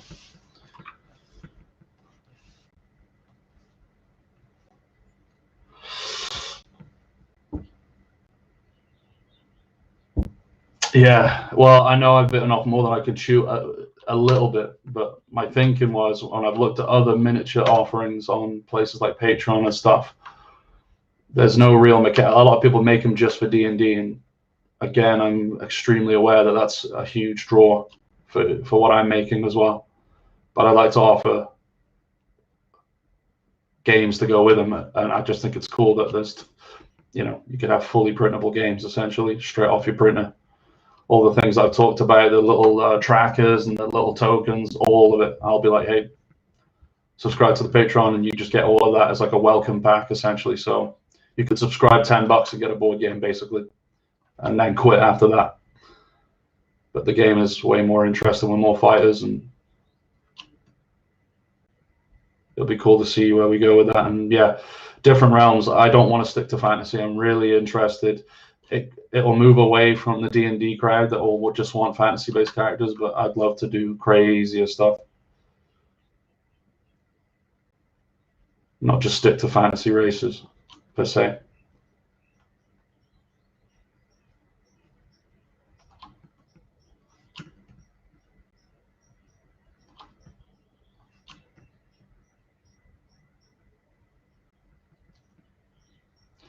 I've got a few ideas for realms, and I don't know. I want people that are into the Patreon and they're into what I'm doing to be able to contribute as well.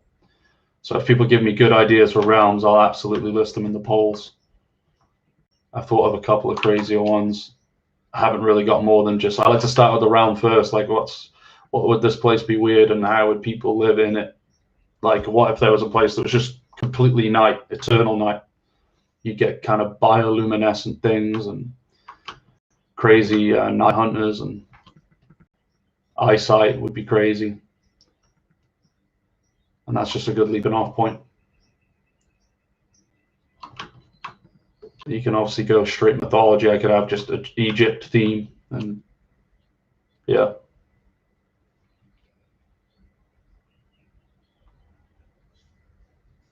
Yeah, exactly. So that's something I've considered as well. Is to not just go completely sci-fi, because it'd just be stupid if a guy's got a bow and arrow, and then I release a realm where a guy's got a mech. So I suppose I will stay fantasy leaning, but I just want to explore more character-wise than just elves, dwarves, orcs, humans, which is doable. It's not reinventing the wheel. People do that already. Well, like about places like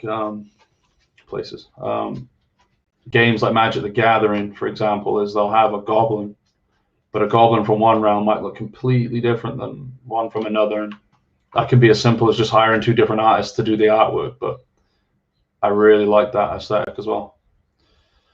I can't remember what realm it was. I think it was Tarkia. I like the goblins there. They were like hairy little mountain things. Super, super cool. So there's that possibility as well. Because then, yeah, you'll just get into the realm of just aliens and stuff. They'll just start looking like just random creatures. Like, oh, it's a weird fish face thing with 8 legs, and they won't have any resemblance to anything. Any one thing, anyway. Okay. This cape has been insane.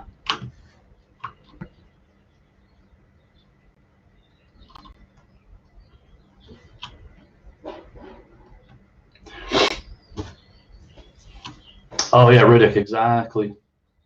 God, those movies were insane.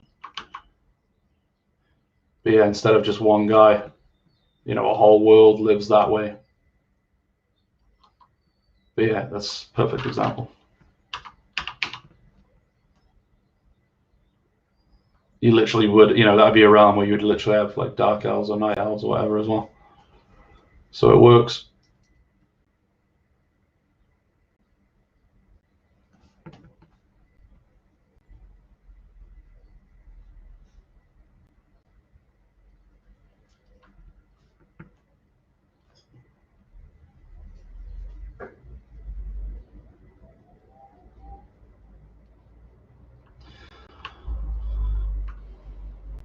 Holy smokes. This is a mess.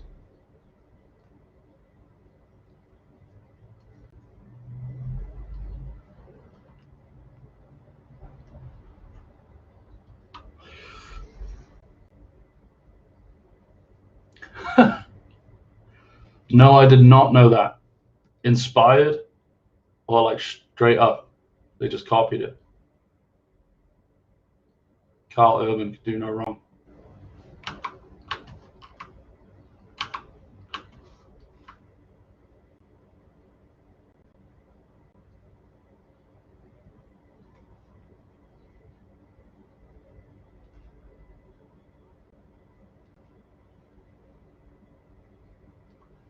Man, this cape needs a lot of love.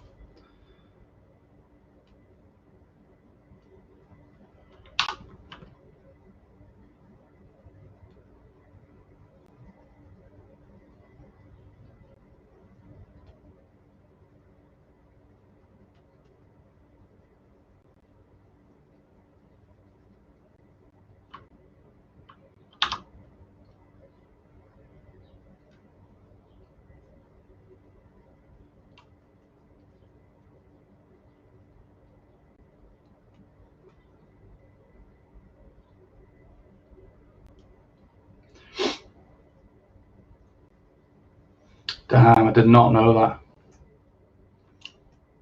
It's in a science fiction movie.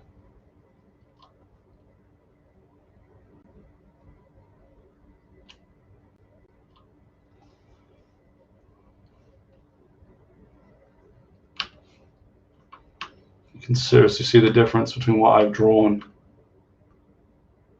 and the puffiness of these other ones. I feel like I've just missed some because most of them follow the way I've been sculpting, which is starting off chunky and then we'll just keep going with it.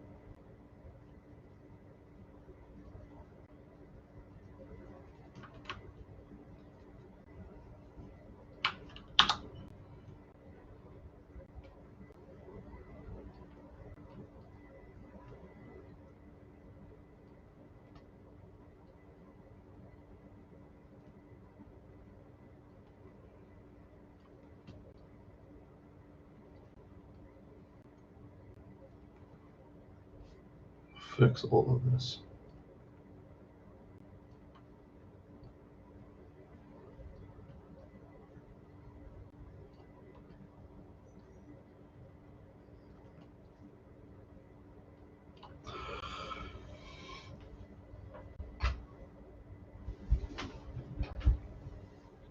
Oh, Berserk.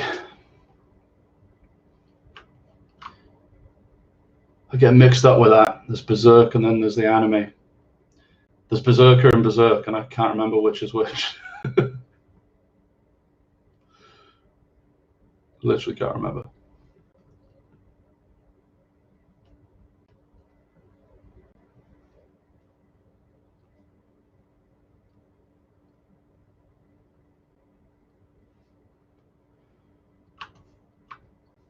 Now I really want to watch the Chronicles of Riddick.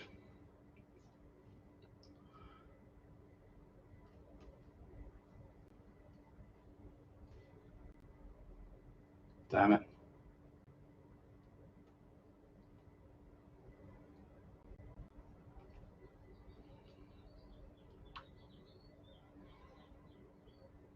Yeah. Okay, Berserk's the anime. Yeah. It's pretty sick.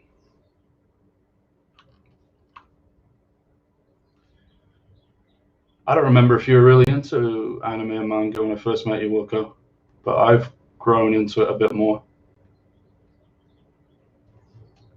I really can't remember if that's something that you've gotten into as time's gone on.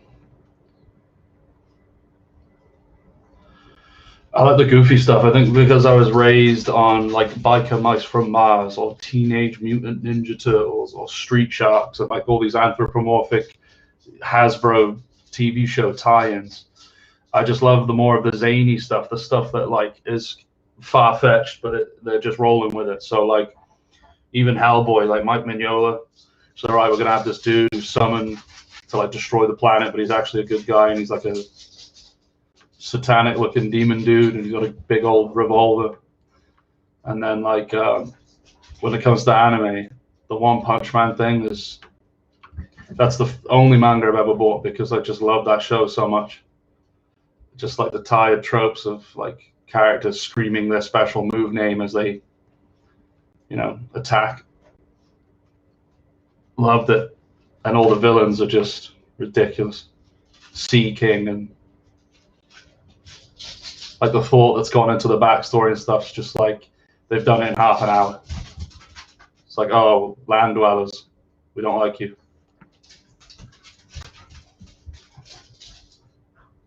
But yeah, I love that goofier stuff.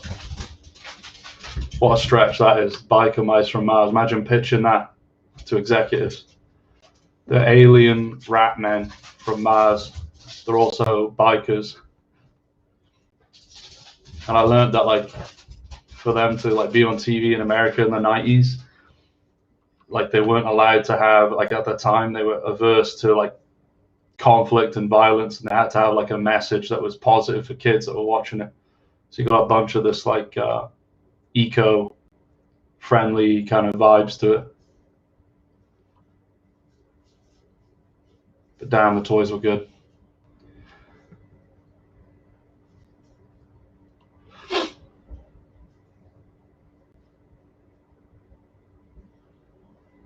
Yeah, Attack on Titan is like taking off right now.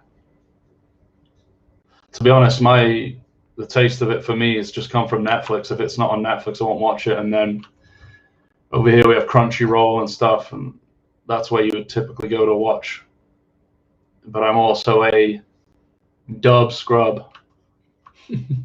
I can't read. I don't want to read. I'd rather just watch it. And I think One Punch Man was the only subtitled one that I watched because it wasn't available at the time. Dubbed.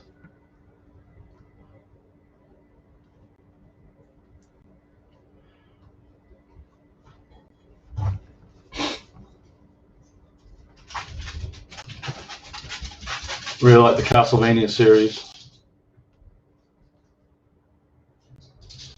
Did a pretty good job of that. And for some reason, British voice actors for anime just throws me off.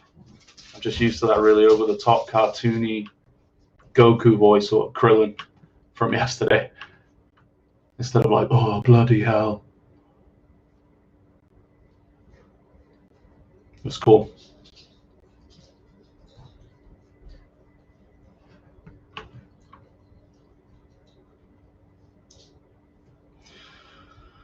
Okay, we're fixing this somewhat.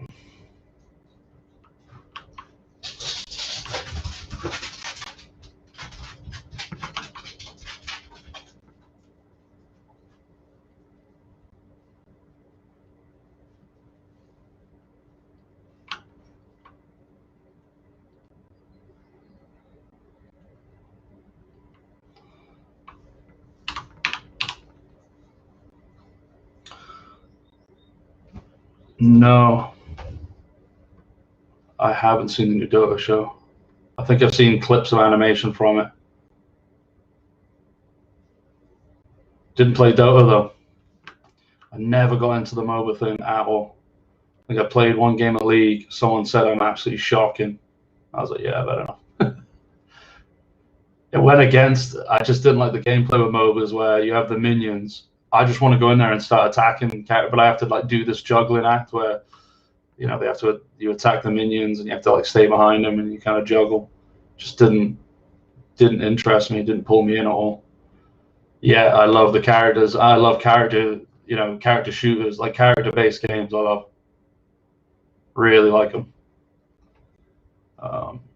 Underworlds, it's like a Warhammer board game.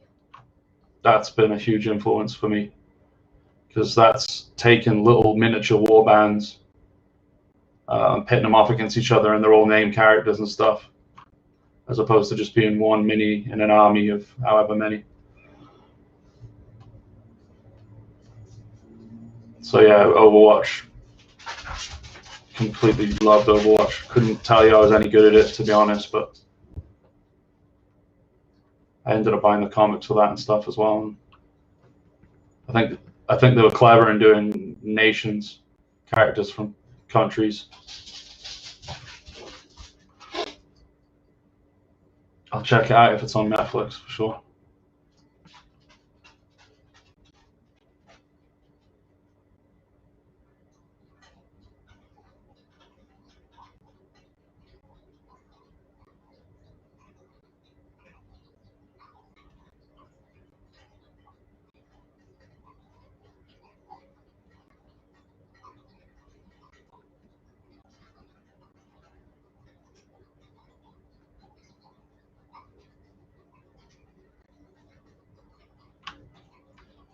Fixing these bulges.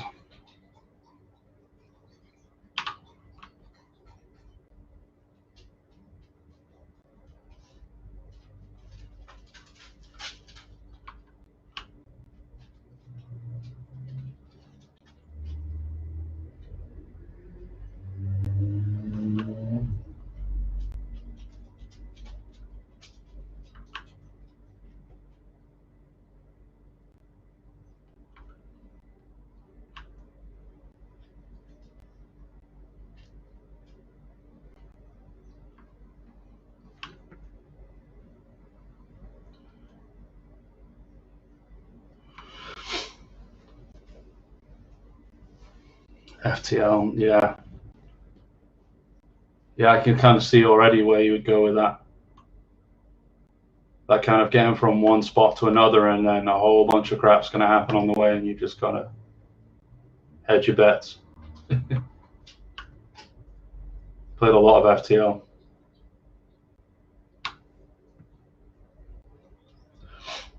I think whatever I make, because I'm trying to tie worlds together, and when I say worlds, I mean my, what I find interesting. Mine will always be mini based. I think it's dumb. A lot of board games have minis just because, and they're just not needed whatsoever. They're just purely clickbait, Kickstarter fodder. If we throw 6,000 minis in this game, people are going to buy it, and the game might be, completely unnecessary to have the minis in them. I want to make games that require the minis, and when you really break it down, like, what does that mean? It's typically movement. A game piece needs to move around. When it comes to wargaming, movement isn't even in grids. It's obviously measured. Positioning, line of sight, those require miniatures. And if you don't have that, any of those in your game, it's like, I don't really know why you've got minis in it, other than trying to sell Kickstarter crap.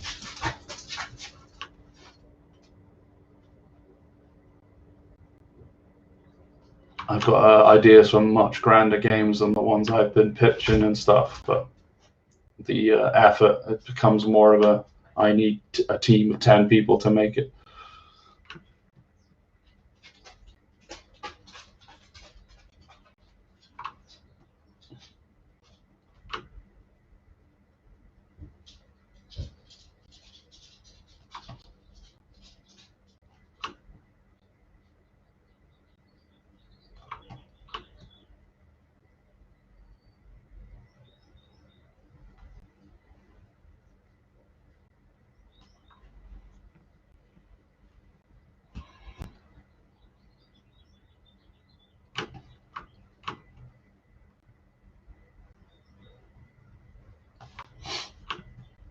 Yeah, this isn't the most ripping stuff right now either, but I've got to do it.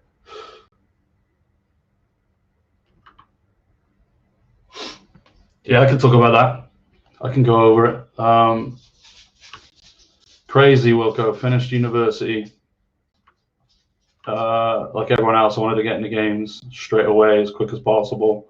Looking back now, it's so funny, just the growth, and like my portfolio was not good enough. But anyway, with that being said, I still knew how to do 3D. I think that's like essentially me knowing what I was able to do and getting employed in my hometown. I bet you there weren't many other people that knew how to, use Maya and stuff. So left uni, applied to a bunch of associate positions and stuff, and never got them. And then I was on job seekers at the time, literally seeking jobs, and I went in, and it's just amazing because you have like these little booths that print out receipts. You print the receipt out, and it's got all the details of that job that you want. And in Osler Street, I'm looking, and it's like plumber, cleaner, mechanic, plumber, cleaner, mechanic, plasterer, joiner, and then it just said game designer. I was like, no way. Like, it was meant for me.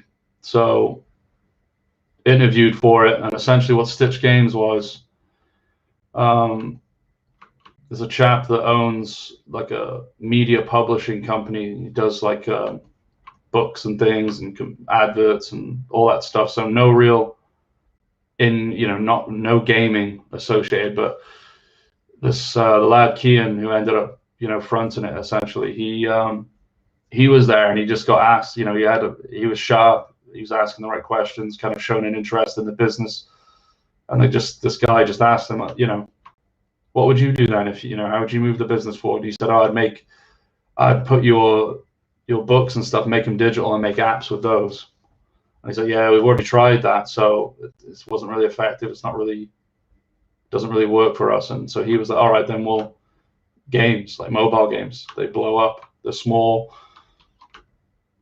and you make like a little puzzle game and charge £100 for 99 gems or whatever, and you make money that way.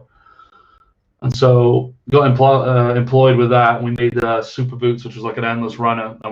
Originally, our thing was to just churn out small games, mining for gold, basically, until one of them blew up. Get better each time, obviously. We're not trying to make anything that, RPGs or anything like that. We made Super Boots, endless runner. It got, the only impressive thing, it got like 80,000 illegal crack downloads from China, which like made us no money, but in a weird way, selfishly, I was like, that's still pretty cool though, that many people were playing it, and they like learned how to like, we had cogs as our currency, and they learned how to download it with like unlimited money and all that stuff, which was pretty funny.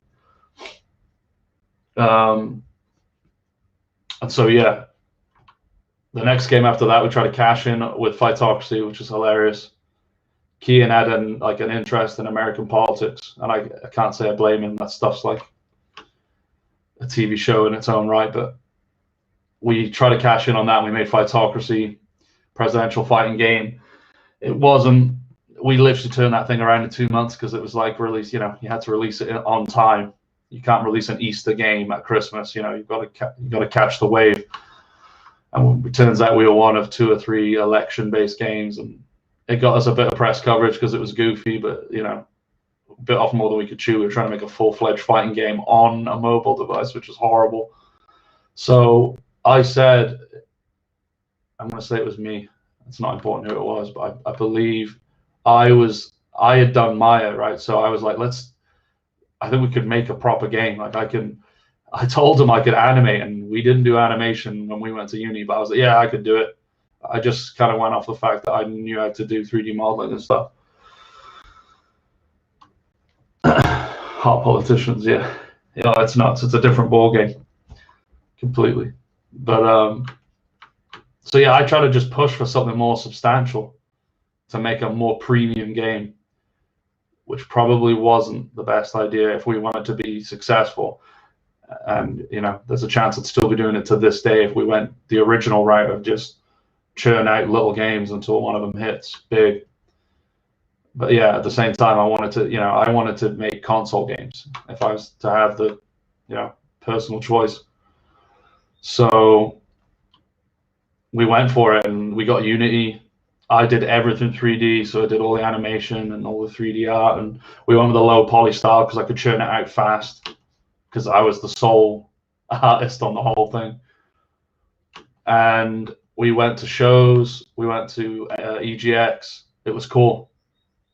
Bumped into a lot of people. OJ was always there with white paper. I think I saw Vic Goldsmith there a couple of times. Who else? I know I bumped into Ed Marsland and Rob Elms and stuff. They were there with their TT stuff. So all that was super cool. But yeah, in the end, what happened is it did okay. It got featured in a lot of countries, particularly Britain. I remember we got featured. There was I'm a Celebrity came back on TV around Christmas time, and they had a bunch of games themed around like Get Me Out of Here, and our game was about escaping like a futuristic Norse Viking prison. So we got featured there, which was cool.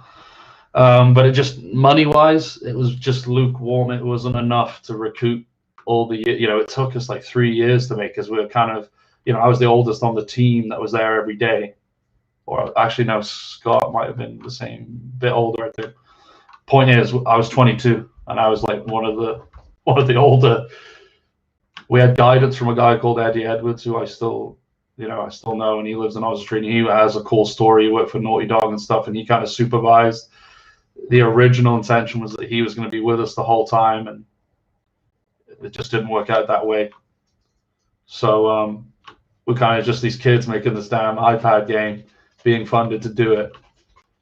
And yeah, money-wise, it just never took off. It was a really cool game. We learned so much, like telekinesis in 3D space and solving the issues with that. And I just think in the end we bit off more than we could chew, and we were like, damn, this is gonna have to be like 3 games long if we want to release this. And I think there was like 3 of us at a time making it. So yeah, just didn't take off that well. And I said, hey, I'm about to, they knew that I had a fiance, girlfriend in the States, and that eventually I was going to bounce. And once we released that game, that was the time. And so when I went, they kind of disbanded it. Kian went on to go to university in Scotland, Abate, who did the Dare to be Digital stuff, and he ended up doing the Dare, and he ended up winning it, I think, or he got one of the awards. And then since then, he's got funded. And if you want to check out Puny Astronaut, they're making a cool game, kind of like a casual, chilled out game with puzzles in it and stuff. So he went there. Scott went on, got a job somewhere. Howell did too. So I think everyone is still doing games apart from me, which is nuts. But for me, coming to the States, I had to do a lot of growing up fast. You know, I had to like start again. I had to get like a driver's license, a bank account, social security number, get some money in because it's just all Marissa. And I kind of got sucked into that, and that's where we are with this today, where I'm just like, I want to go back to doing what I'm doing. And Marissa's kind of holding down the fort whilst we do that. And even if this doesn't take off, it's still me getting back to what I want to do and creating portfolio pieces and stuff like that. That's a shame. I don't know why. I didn't have any bad blood with anyone really leaving uni. I mean, we all went our own separate ways and stuff, but we were close. I kicked on your floor many times, and you were the first person I met that had a proper gaming rig as well. So just show me like what PC gaming's all about and all that stuff. But yeah, I haven't given it up. Like, Stitch Games was obviously the most aligned with what I wanted to do. I worked at Amazon in a warehouse, like, because they just employed, you know what I mean, no interview. They were just like, swab your mouth. If you're not a drug dealer, we'll take you. So I started making money straight away, and I was happy to be an adult in the States, not just having to rely on Marissa. And then from there, I saw a job posting for Games Workshop Modesto. They were opening it up, and I just thought, this job's killing me, and that'll be a good step. And I said in that Soppy Facebook post, it's a shadow career. It's like kind of aligned with what I wanted to do. It was Warhammer, and it was nerdy, and I knew about it. And then I went to the job I've just left was American Buildings Company, and it was 3D for construction. And I thought, like, I think it's cool, and I would have stuck at it, but the modeling aspect of that job was actually a lot less. You know, if the pie of what the job was, like what you actually did day to day, it was only a small fraction of it.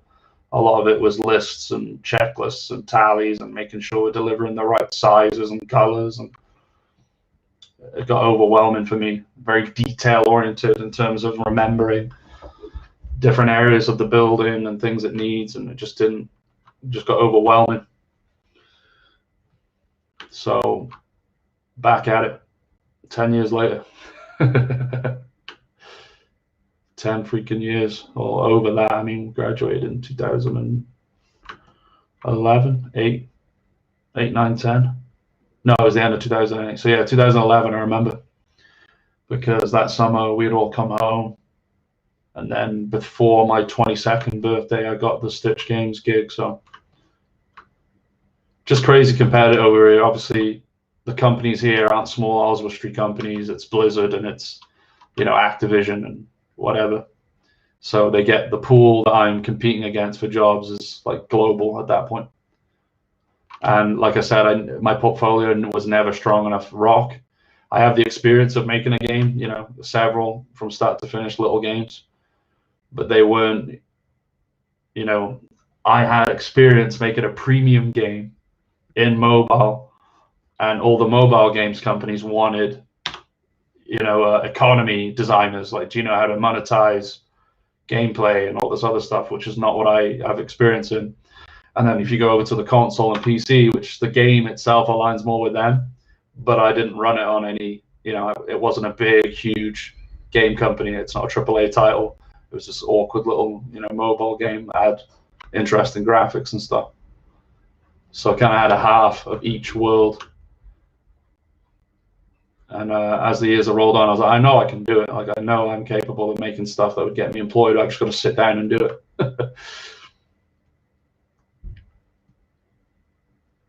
So yeah, that's me, man. I've always been doing the art on the side, and again, it's at a snail's pace because of just energy and life. But we'll keep going. We'll see what happens. Plenty of people haven't made it.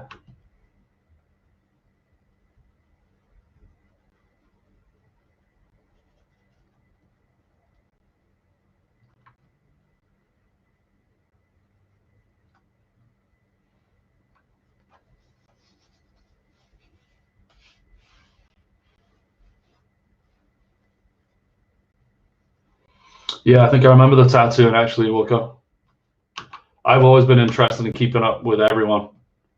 I think as I've gotten older and soppier, I'm just championing the creative in whatever endeavor it is. There's a girl I went to primary school with that's an amazing tattooist, and I'm just like so happy that she's, you know, she enjoys it and that's what she does for a living now. You've got my brother Tom does fashion, and you know, he's doing what he loves, and it's under a company, but huge respect for people that just go out on their own. And I want to see if I can do it, because you're just your own boss and stuff, but you've really got to work. You can't just be like, yeah, I'm my own boss, so I'm just going to sleep in until 11 p.m. or whatever, 11 a.m. Yeah, man, that's exactly right. The Photoshop point, it's the same. And I've just got to prove that I can do it. You know, there's no point in whinging about it. There's people, if someone knuckled down for 4 months and made 3 things and they fully finished it and textured it, they already have more than what I've done over, yeah, like 10 years. And that's my fault. So I'm not going to sit here and say I can use ZBrush and be upset because I'm not getting these jobs. I'll just go ahead and make stuff. And there are more and more miniature sculpting jobs, actually. And again, I think I touched on it already. Games are definitely sexier. It's the big flashy graphics and all the money that's involved. But I found, you know, a real interest with the miniature side of it. I've built, you know, I've had to sell it at Games Workshop and get into the mentality of like the business is based on the minis. The games are just as fun. You're more social doing it, but you know, you don't become a billionaire if you make a board game. I know there's things like Catan, but generally speaking, you're either a big publisher and you kind of keep the, you know, you go from game to game, but there's no like one guy makes a game and blows up. So yeah, just kind of transitioned as of the last 3 years ish.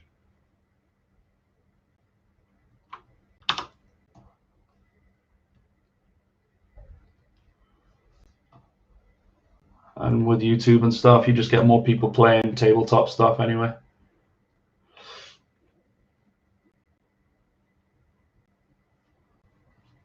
All good, Cody, no worries. Yeah, so I can talk about that too.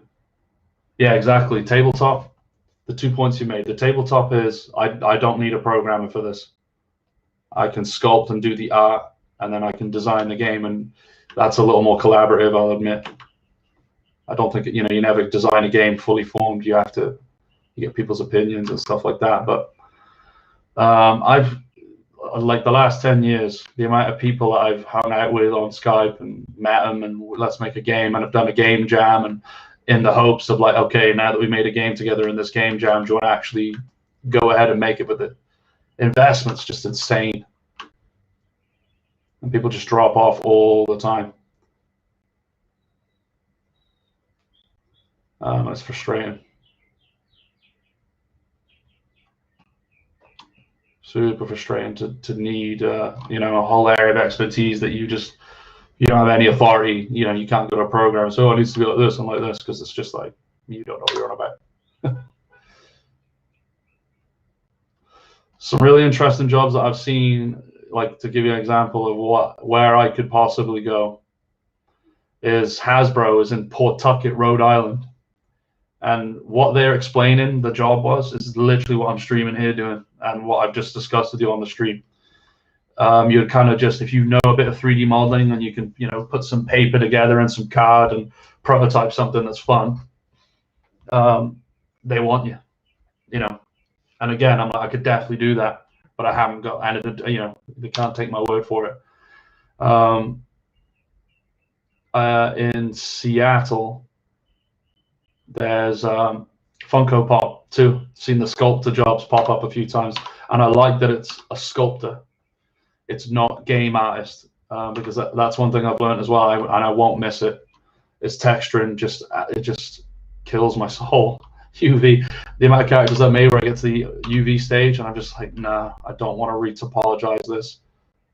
The actual texturing with substance and whatever is interesting, because you can create rust and, you know, you get artistic again. But the initial point of sculpting through to getting to that point in the texturing, there's just a lot of pain in between that I just didn't really like, and I wasn't motivated to finish, and that's why I don't have the portfolio I wanted. Sculpting, however, love it. And if it's a tabletop game, that's all it is. I sculpt and I'm done. And it just suits me to the ground. So yeah, there's I don't know, there's a few industries. It gets more, I just like, as I've gotten older, I'm discovering what I really find interesting, and I've got an affinity for collectible, like vinyl toys, you know, minis, like board games. And I'm just, I've almost denied it. I'm like, no, it's got to be video games. It's the coolest one. You know, I want to work at Blizzard and stuff like that, but it's like, you can make cool games without the flashy association. I think there's other jobs too, I can't remember. There's other patrons like mine, but once they get a certain amount of patrons, they're obviously looking to grow, and so they'll actually employ more sculptors to offer more minis a month. So there's jobs for that too.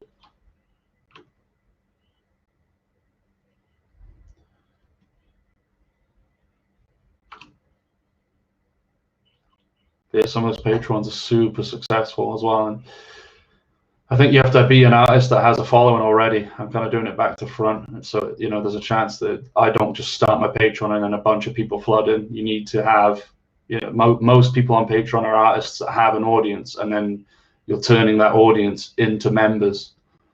You know, I saw David Firth, he's on there, the guy that made Salad Fingers. I already know what Salad Fingers is, and if I'm huge into it and I learn that he has a Patreon, you just dive in and, you know, you get behind the scenes and all that other stuff. So that's the way to do it. So I don't really have like an online presence. I don't think anyone particularly knows who I am outside of Oswestry. So I've got to build that up. I've been going on TikTok and things. You just got to be shameless with it.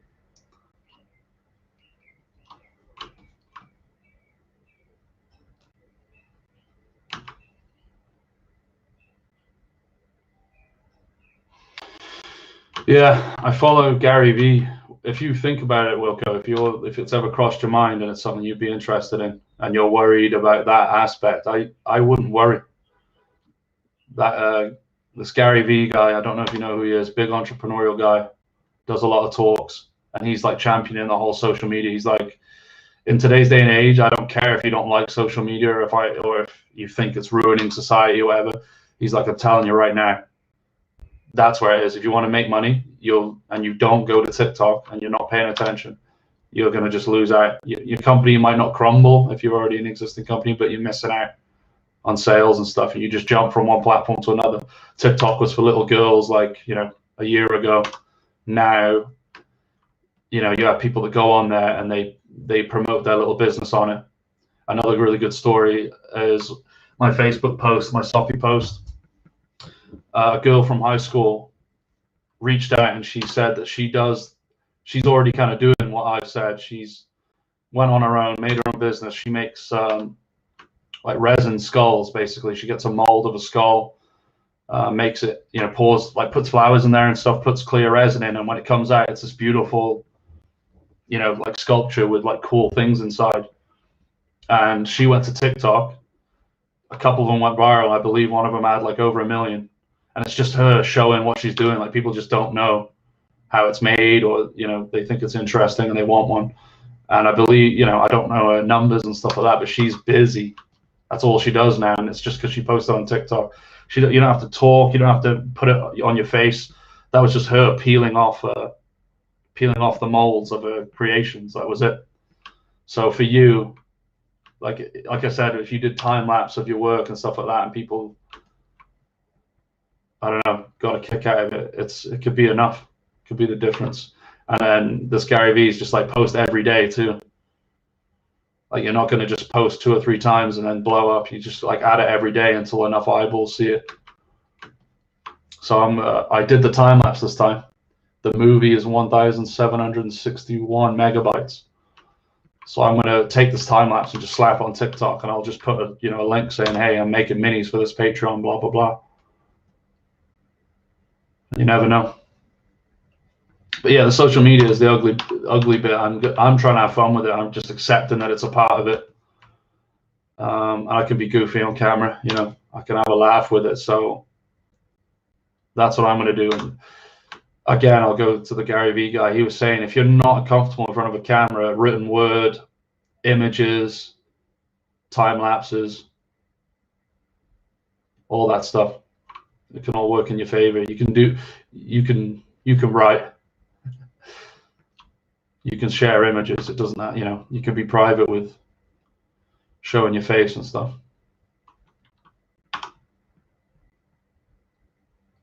But yeah, it's been inspiring.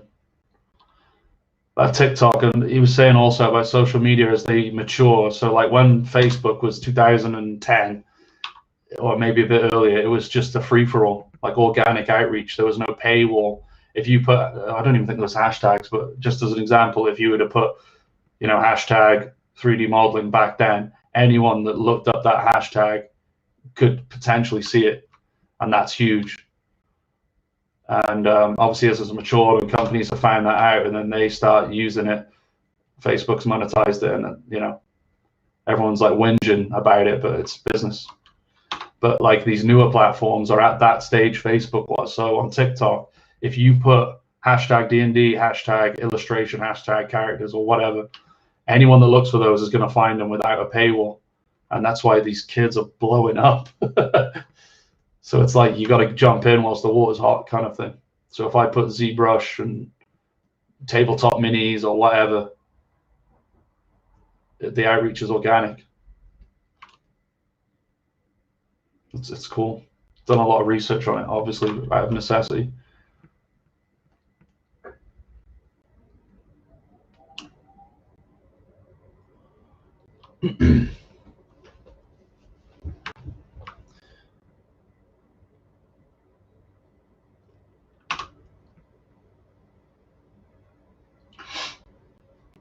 Yeah, exactly. It's already, I'm not going to say it's old news. I would still be posted on everything, but you'll get trickles. But I can't tell you, I think on TikTok I posted 2 videos. One of them is just this sculpt that I'm doing right now. I had a few images on my phone of the progress shots. I sliced them together, stuck them together in a little collage from showing the progress. TikTok has built-in like video. You just put a sexy video over the top of it. That got 800 views in a day or 2. Then I did another one of me hovering over all my knickknacks that I've made, you know, little tokens that I've printed and stuff. I'm like, hey, this is what it's like to make a board game. And I got another 800. So that's 1,600 eyeballs on it over 2, to be honest, quite throwaway videos. That was the other point that this guy made. He's like, don't spend hours trying to make this high production value thing. It's like, that's not what people are watching. They're there for the like literal content, even if it's as raw as slapping your phone over, you know, like me recording my screen or something is better than nothing. And so yeah, that was 1,600 views on TikTok over 2 days. And if I posted twice a day, every day, that's going to grow. Yeah, I would agree with that as well. Because if you're going to pay for it, it better work. You know, I'm sure that's what their mantra is with that. And I'll probably do that. I mean, the decision I've made to quit my job without another one lined up and pursue this is a bit of a nutty one, but I'm literally going to be like no money. Like I'm not buying myself nice things. I don't have the luxury to, you know, throw a bit of money at Facebook ads yet or anything like that. sweet goal, and it's a big one. You know, if I got 100 Patreons that paid $10 a month, that would make a huge difference, because it's like kind of part-time money. $10 a month, 100 people is $1,000, which is $250 a week, which isn't livable. But if I was bringing that to the table, you know, I can grow from there, and I can help out with bills and things at that point. So like that first goal, that's what that'll be, and it might take months to get there. It might, you know, might take weeks. Who knows? But all of this is a build up to that. Anything I'm doing on the internet, I'm using for content. Like this is one piece of content. If you want to argue that me doing the stream is me being present online, but then I can take this content and, you know, chop it up, speed sculpt or time lapse, and put it in other areas, and like one piece becomes a bunch. Just being present on the internet like every day with your stuff. And yeah, if my friends aren't too shy to get in front of the camera, I'm absolutely gonna have a look at like streaming. Maybe not stream, it'd be too finicky to try and do it and control the laughter and all that other stuff, but I'll put together a little video of the game, and you know, the game might completely change, but I think people would find that interesting as well.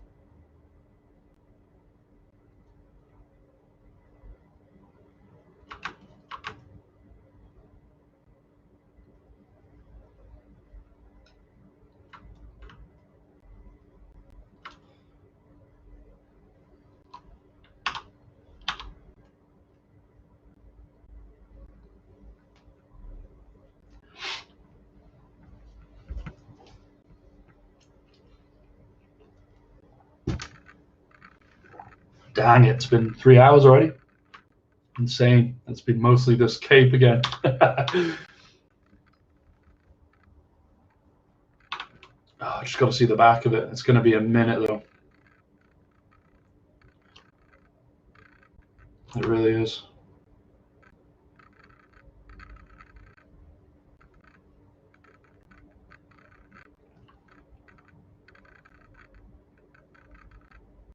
It'll be cool to do a TikTok video of just the 3D print itself as well, and try and set up a time lapse on my phone and put it in front.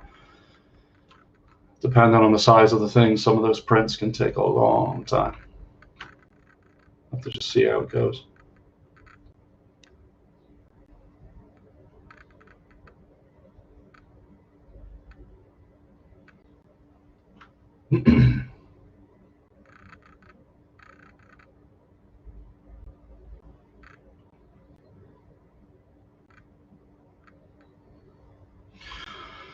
You've chopped your words off. I'm trying to trying to see what you put. You lied earlier. I have dome chest elms, and I don't know what fab is. Yeah, it's coming on. Again, it seems crazy, and you'll really appreciate how crazy it is when I print this out, and it's literally, you know, it's negligible how much detail I should be putting into this. But it's just learning. Well, the beautiful thing about this model is if I finish it. That's like my first thing, is finish stuff that I've started. If you spoke to Marissa, she should tell you how insane it drives her.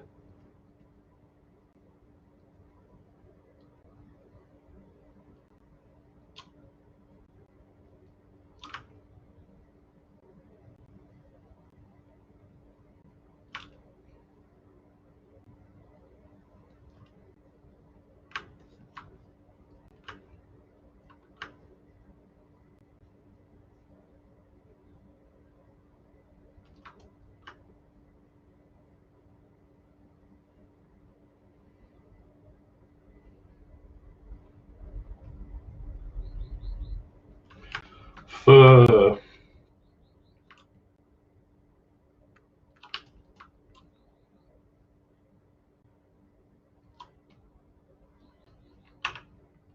Build up this edge more.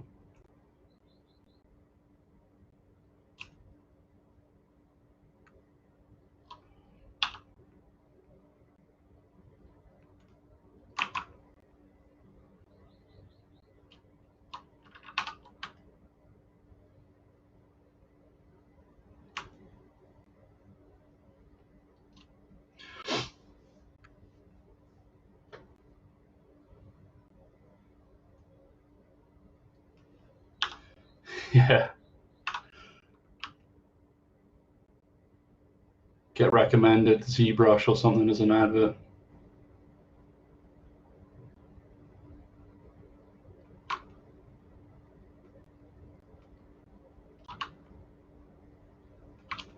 Yeah, the company's been good, by the way. Well, I don't know how much it hurts you watching me do fur, but the way I see it is I'm doing this anyway. Like that's the whole reason I stream is like I may as well stream. I'm going to be sitting at this desk doing this work anyway, but chatting has been amazing, especially catching up. There's been a few times where I've thought about you, you know, as I'm going about doing my own art or telling people, you know, how did you learn Photoshop properly? Movies like Friday, god damn it, so funny. Vola, FIFA.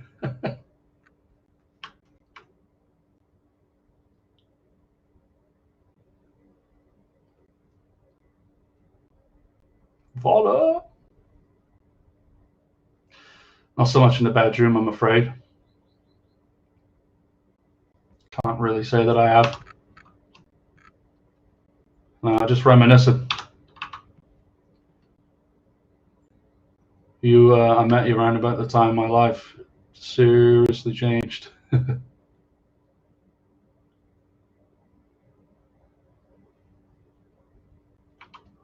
Always wanted to go to I've never set foot in Preston since. I don't even, not compared to you. I don't know if you're still Stevenage area, but Preston's only a couple hours for me, and it's like just up the road, and I've always wanted to just go back. And when I say for me, I'm on about when I lived in Oswestry, obviously not now, I'm in Modesto, but you know, a lot of people, OJ stuck around up there, so he saw it change, and I never went back, basically.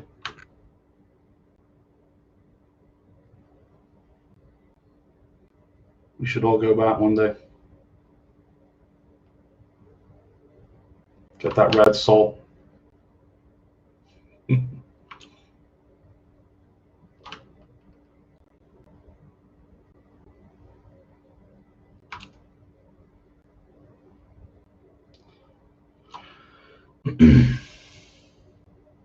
Nice.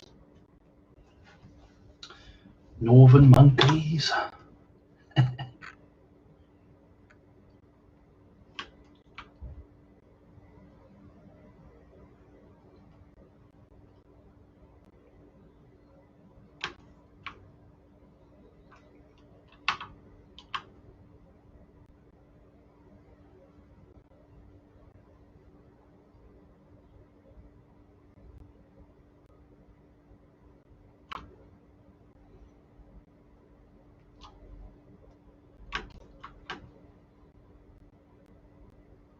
Yeah, it's mad how much time this has taken. That's another thing I need to learn is what takes time.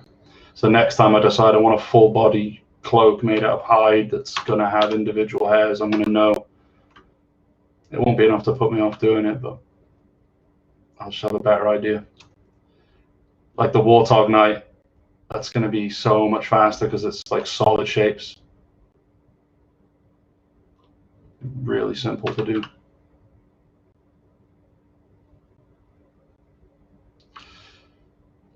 I'm really thinking about how to do that Warthog's armor as well. Haven't really given it thought yet. One character at a time.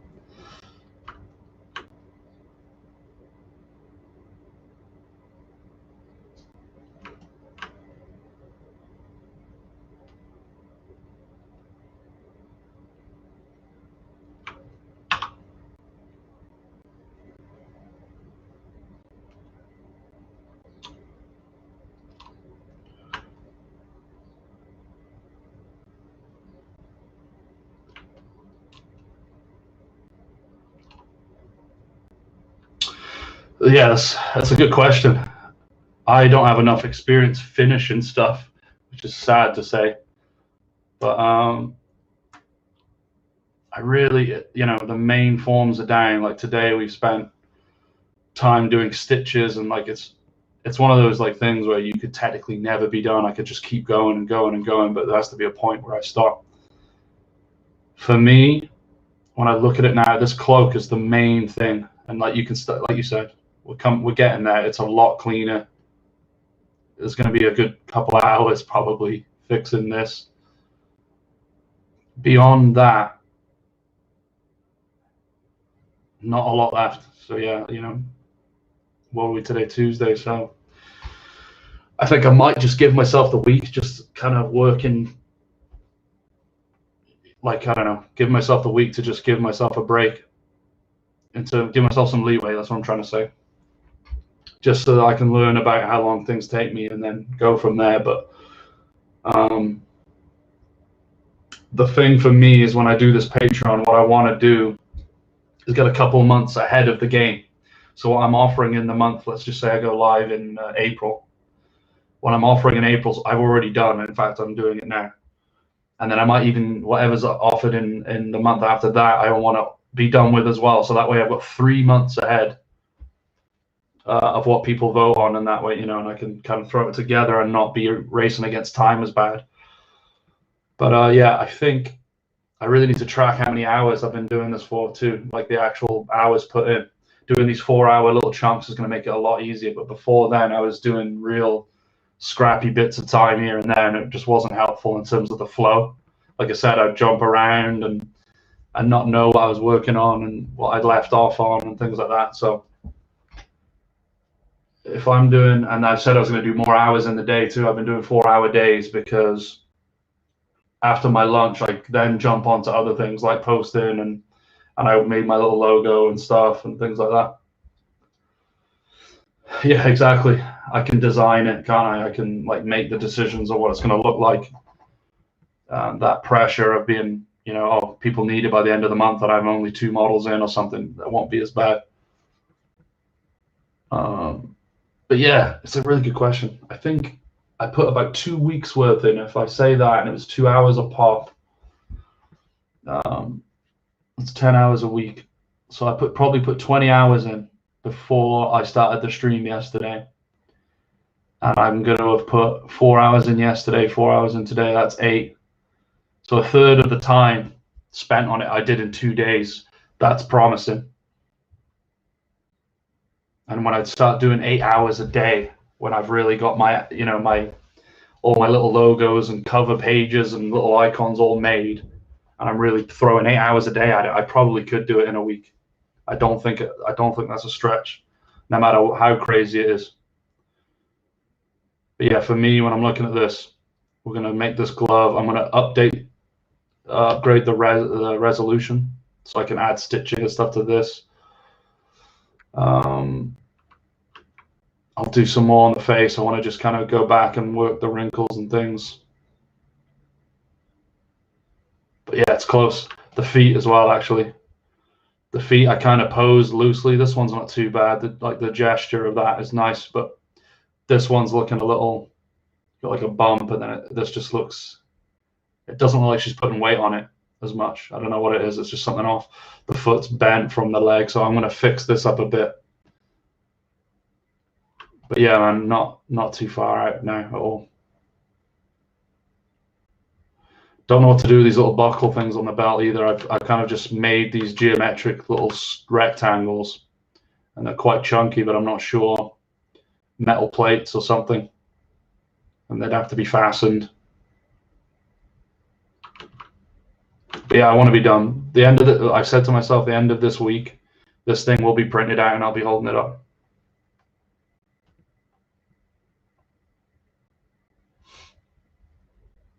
Yeah, well, for me, yeah, I'm not a night owl as much anyway. I never have been. So for me, it wasn't really like, oh crap, if I start now at midnight, it's going to be 4 in the morning or whatever. For me, I was just so knackered from working. Where I'm sitting right now is I would do 10 hours at my other job that I had. You know, not really enjoying it, to just put it mildly. The last thing I wanted to do is unplug the computer under here and put my computer in, because I had a work computer, and then put hours and hours in, because I'm like, I need to get up and, you know, California sunshine, get some of that. It was killing me. It really was. But now I'm enjoying it. Do the 8 hours here and then bounce. But yeah, man, what is that? 8 hours, 5/8, 40 hours sculpting a mini is not bad going at all. And 40 hours is a nice generous work weekend. It's not 60 or 70 hours. And obviously at the beginning, or if stuff comes up, I'm willing to work longer on the external things. But it's for me. It's not for anyone else. I'm doing it for my own benefit. But yeah, what have I got? I'll do another half hour here. This fur won't go away. How are you watching it? Actually, Woko, are you sitting at your desk right now, getting on with your own stuff and just chiming in, or are you? It'd be cool to know you were working as well.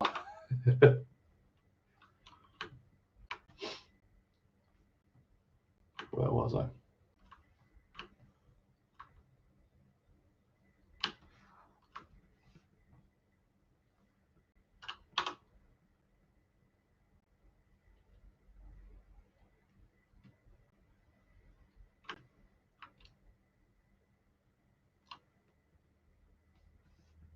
It's isolated. That's what feels off.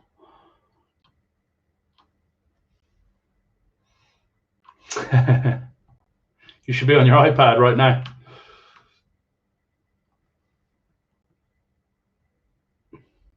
There's time for being lazy though.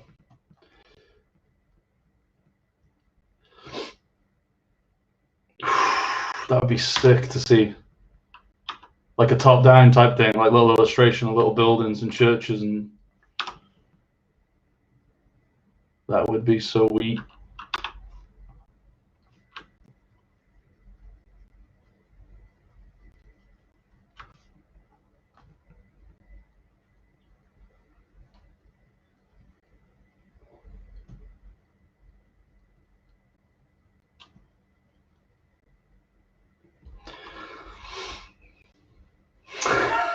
I see. Fair enough.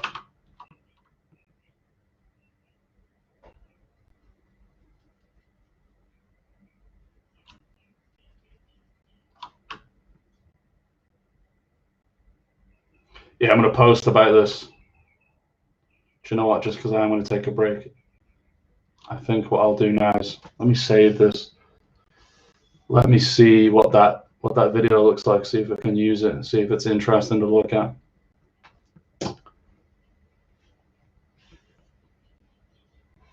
I'd love to see that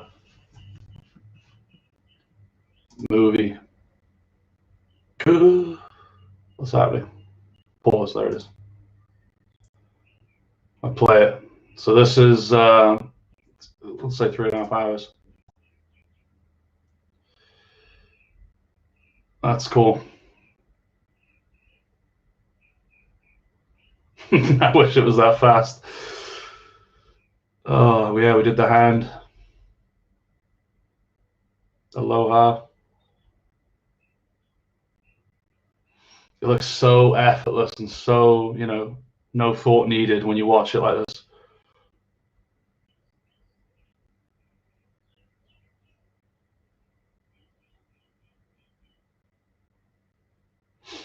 Super cool. But yeah, that's definitely this has got to go on TikTok.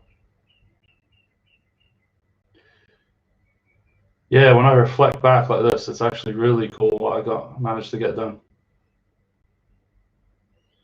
Just because I'm used to doing these little 2-hour little chunks, it's really cool to see what a good 4-hour session can get you. Yeah, I've got that logo. I've got it. I've got PNG Photoshop, and I've got it in JPEG and swirly portal with serif text, and that's it.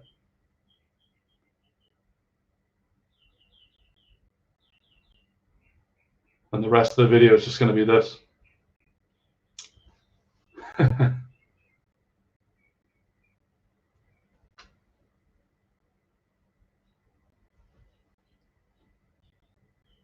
Yeah, this could be a good video, actually, just me talking over the top of it.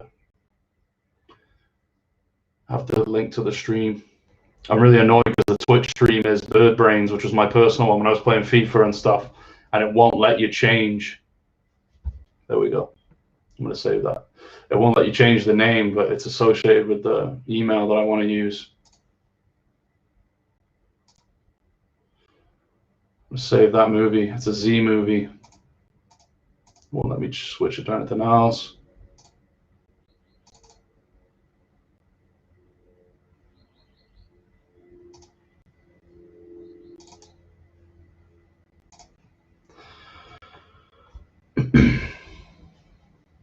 Save that out.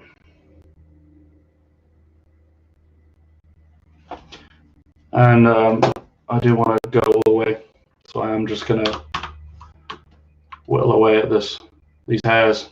The more I do now, the less I have to do on the next. And we're getting somewhere.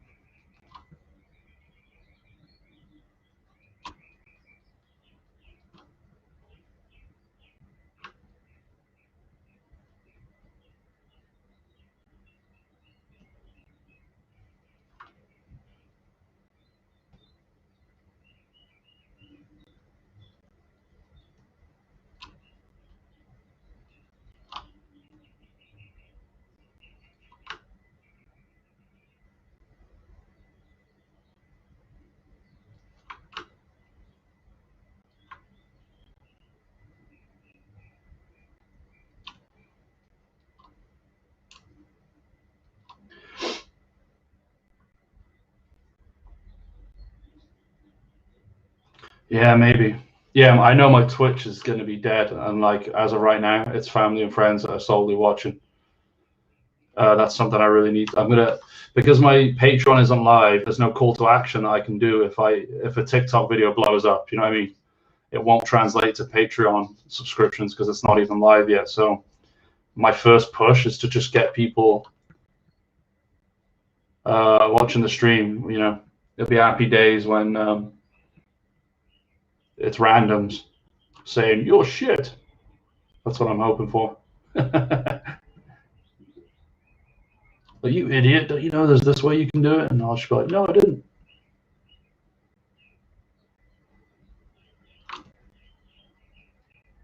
There's plenty of places you can post anyway. Like when I've actually got stuff to show, completed miniatures, there's plenty of 3D printing communities and Reddits, subreddits, things of that nature.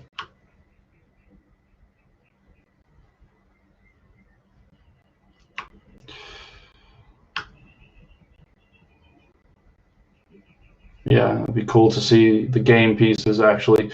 So what I need to make in total, I've listed it out, is a lot of these patrons have like these welcome packs. Like, hey, if you just sub straight away, you just get access to a big chunk of stuff in what they call a welcome pack, and then anything beyond that, you get access to, you know, month to month as they're available. So a lot of them, if I subscribe to one in March, but I really like what they had in February, it's like you missed it. You weren't, you know, you didn't sub, but you can go to their stores, My Mini Factory, and you can still buy it if you want, kind of thing.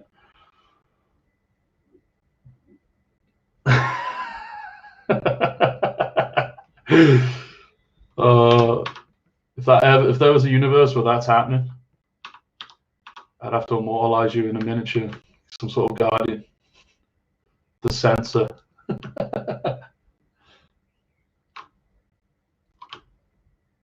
No, I'm ready. I'm ready for haters. Kill them with kindness.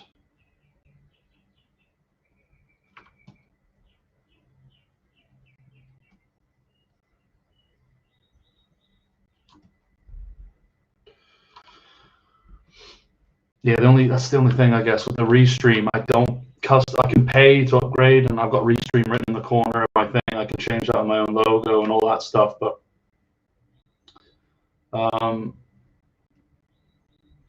money.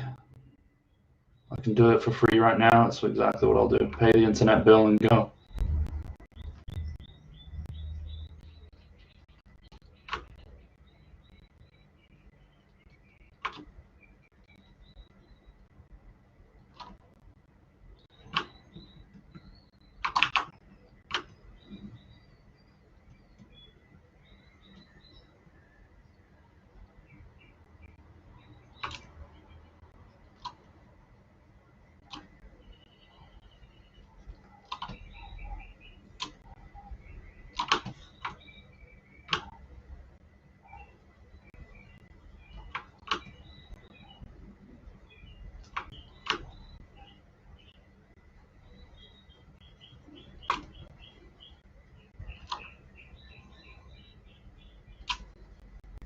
Let's get a line in there, sharpen it.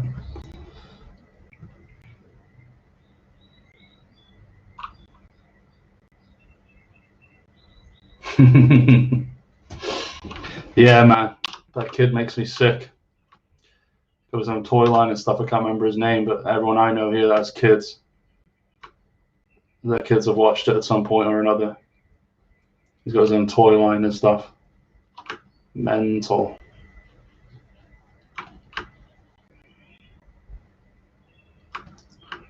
But yeah, my stuff is solely to.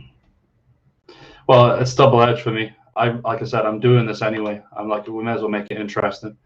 If I wasn't streaming right now, I'd be singing at the top of my lungs to whatever I'm listening to. But for now, it's just I'm doing it anyway, so may as well.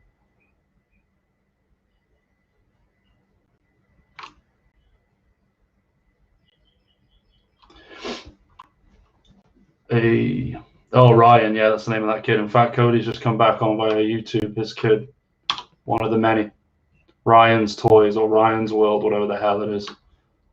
And you know those parents are just playing. I love seeing it. They're like, yeah, they're like getting Oscar awards, Oscar-worthy performances, because they're like, we need to milk this money whilst our kid is pre-puberty.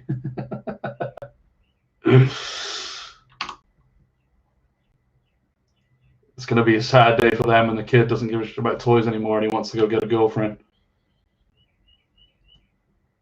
Milk it whilst you can. Or just have another kid.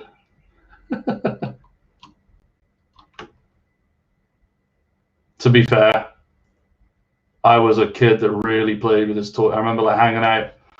I play with friends. We were playing like Power Ranger figures or something. Like if my friends weren't like positioning them properly, they're like picking them up and making them fly. I'm like, what are you doing? They can't fly. Put them back down on the ground. You can't just fly around. I used to like pee kids off all the time. Like I was like a director basically. I was like, no, like we'd do like a final battle. I'm like, no, obviously the villain wins for 20 minutes and then you come back and win.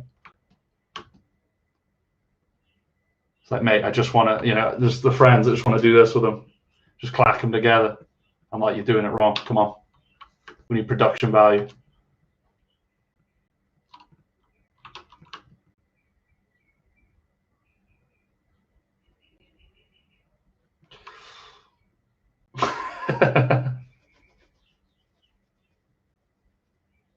That's insane, Wilco.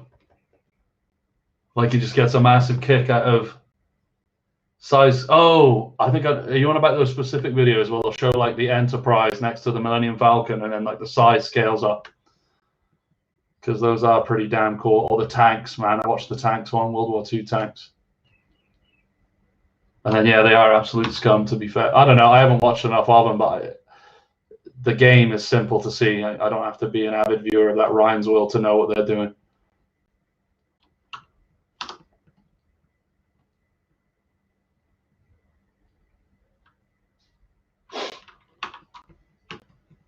I know what they're up to. Yeah, those size comparison ones are pretty badass, to be fair.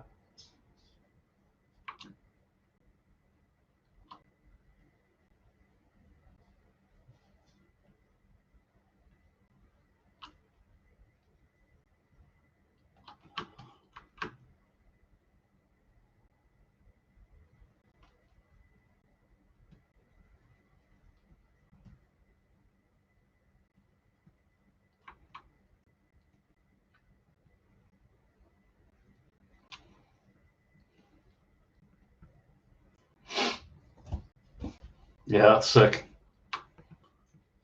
Yeah, I don't know what kind of things I'd be watching if I was around when YouTube was. I'd probably be watching kids play with toys that I wanted for Christmas.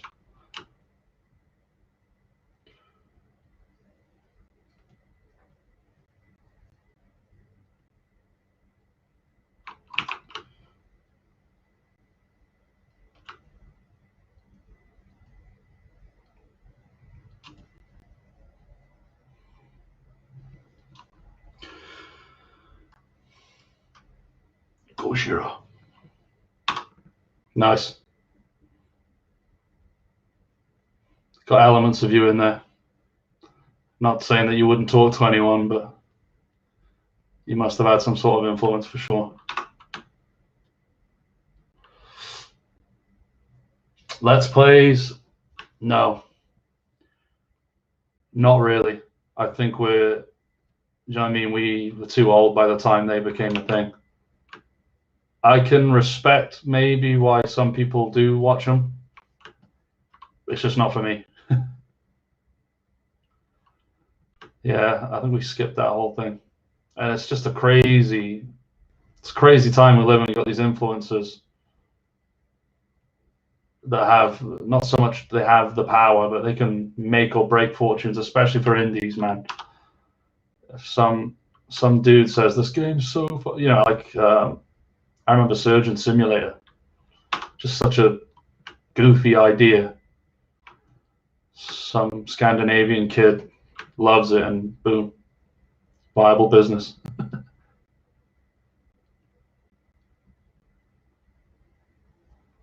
I suppose. I mean, the simple like comparison is watching people play sports.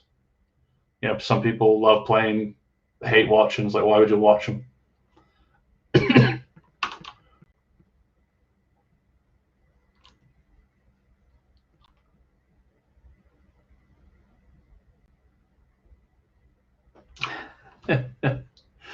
Wilco, you a Trekkie? You might be actually, or if not, a full blown. Like you've watched the show and you find it, you enjoy it. I was saying to Cody over the weekend, it's too boring for me. It's not boring. He's going to be upset if I say that because it's older, and you know the visual effects aren't there and all that. Call me shallow. I'm just saying my 2 cents. I'm just not going to pick that show having not watched it already. If I watched it as a kid, there'd be nostalgia and all that, but I'm just not asked. I'd rather watch 8, 9, 10 different things before you get me to watch Star Trek. Stargate, fair enough. Well, Cody's going through it again and loving it. I don't know if I could join him on that endeavor.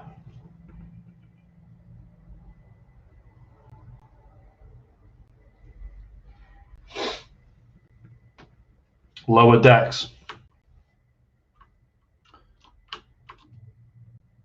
Sci-fi. Like Lower Deck, like in a ship.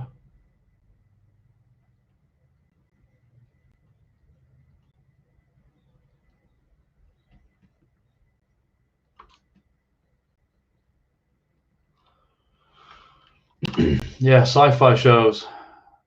The shows I really haven't taken to it all. Stargate Atlantis and Battlestar Galactica, Babylon 5, and it was always daytime TV that just when I was a kid I was like, oh great, it's like a Sunday and it's 3 o'clock. Was never asked. Yet Star Wars.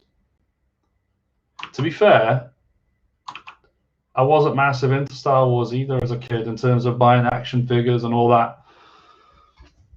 I enjoyed the movies, but it never, I don't know, it was just one of the many friggin' action figure sets that I wanted or whatever. It lost out to other things.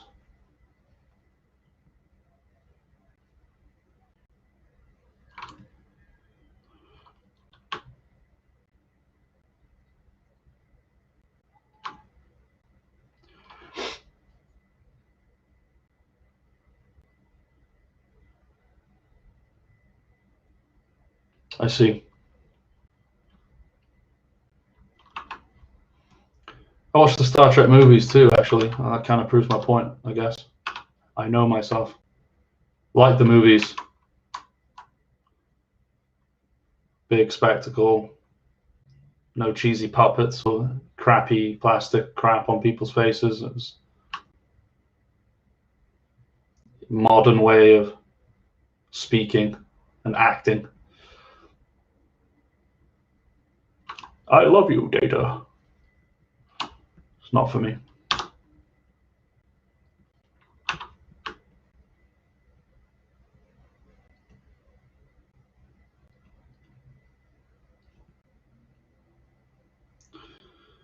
Fur.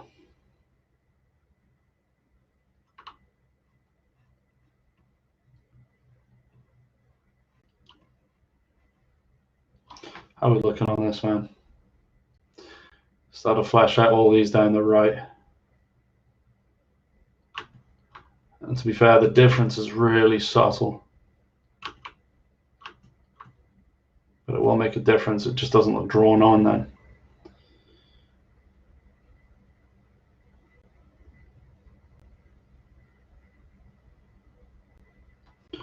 Let's go back up top. Actually, no, I'll go all the way to the bottom. That way, what have I got? I'm gonna call it midday, so I've got 20 minutes. So I'll try and get this edging done. And then, yeah, I'm going to go write these rules then, off screen. I'm going to try and physically make the components I need to test this game on Friday with my boys.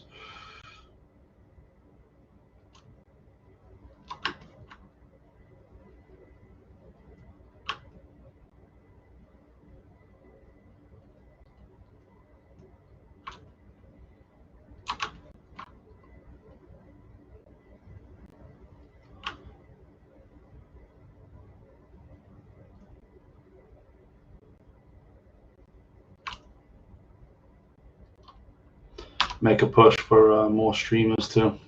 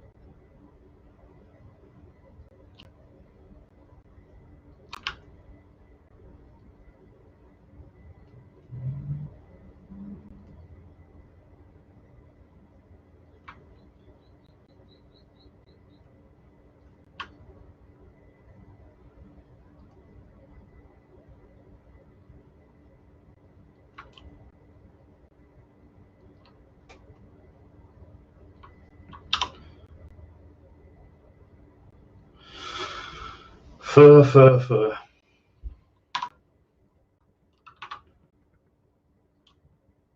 This has been a hell of an undertaking.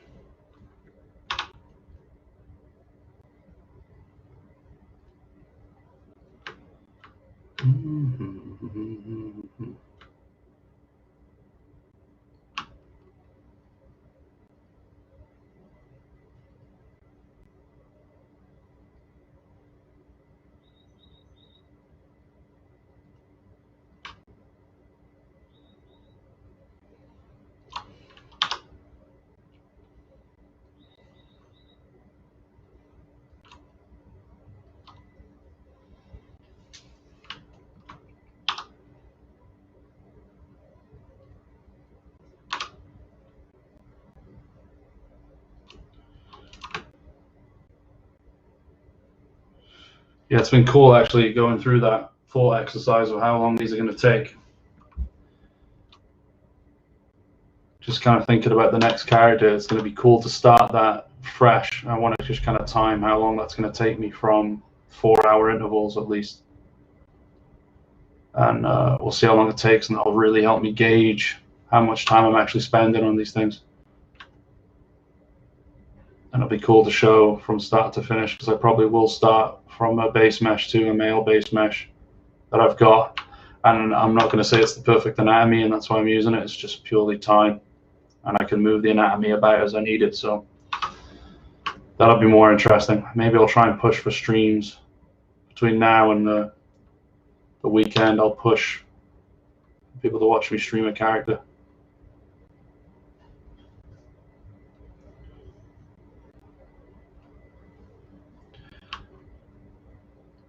Ooh.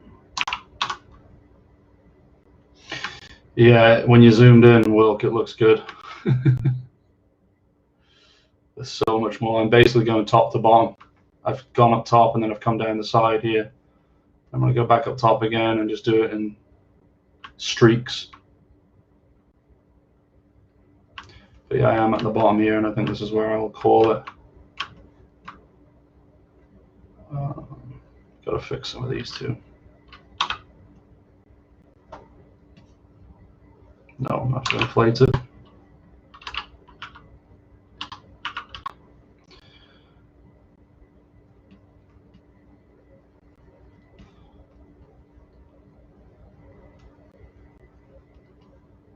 Looks silly inflating it that much, but that's what's needed. Get the move tool, get some nice points. We'll refine those.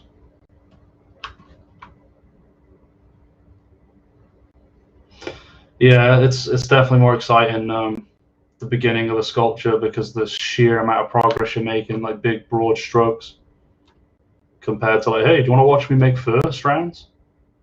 It's completely different.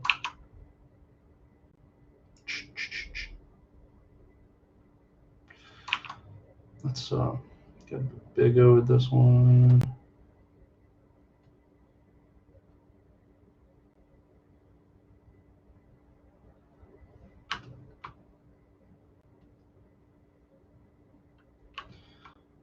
We'll refine these shapes when we need. I'll have to go a bit bigger for these ones.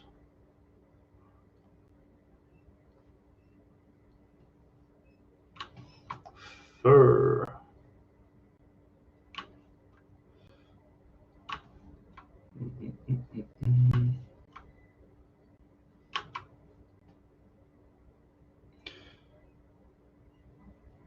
Yeah.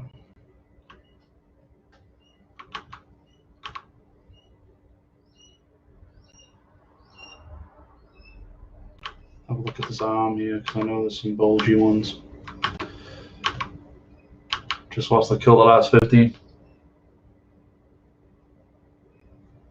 Yeah. Yeah, I think it depends, doesn't it? If it's Photoshop heavy and you're messing about with filters and things like that, someone that doesn't know how it's made isn't going to really know what's going on. But I think with ZBrush, I'm going to keep calling it Z, I'm afraid. You know, sculpting, you see my cursor, and you know, it's mostly the sculpting aspect of it, so it makes a lot more sense to someone that doesn't got a clue what's going on.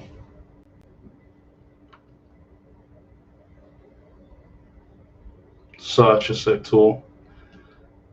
Easily, like, one of my favorite things on this planet is ZBrush.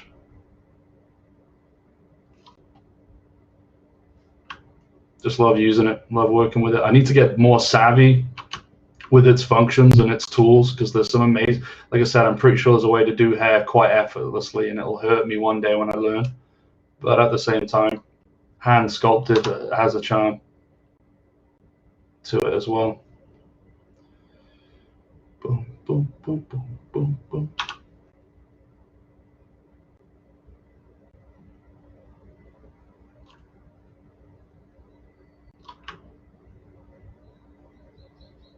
Yeah, these strands got puffed up way too big. I don't know what was going on there.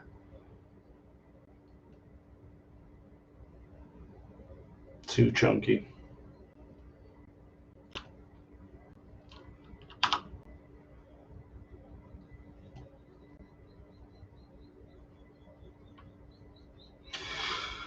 Tomorrow's stream, me save this too right now. Yeah, I got 10 minutes. I'm going to wrap this up, I think. So I'll be on again tomorrow, 8 till 12 Pacific. I'll be on 4 o'clock till 8 GMT. But there really isn't that much more now. Let me have a look.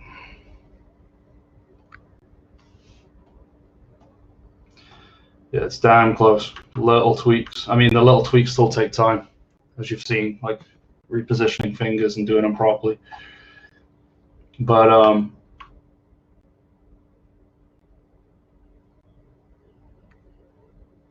yeah, it can't be much longer now.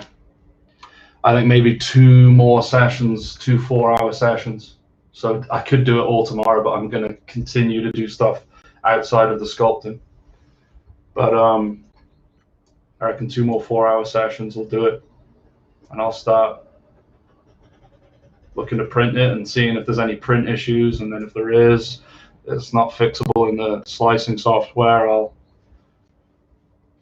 have to go back to ZBrush and make fixes and stuff like that.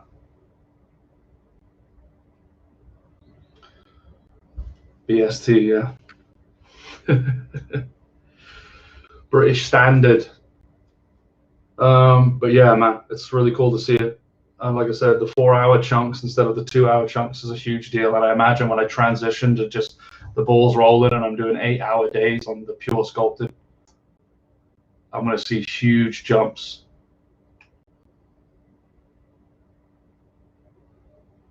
Huge jumps in progress. So it'll be cool to print it. I really hope it works. 32mm scale. So actually I could do grab a Space Marine, hold up against the screen, see what it looks like.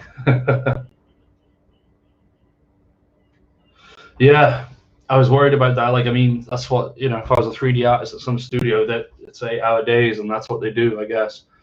My dream, my dream is to get one of these tablets. It's just night and day, drawing and looking up, having the tablet beneath you.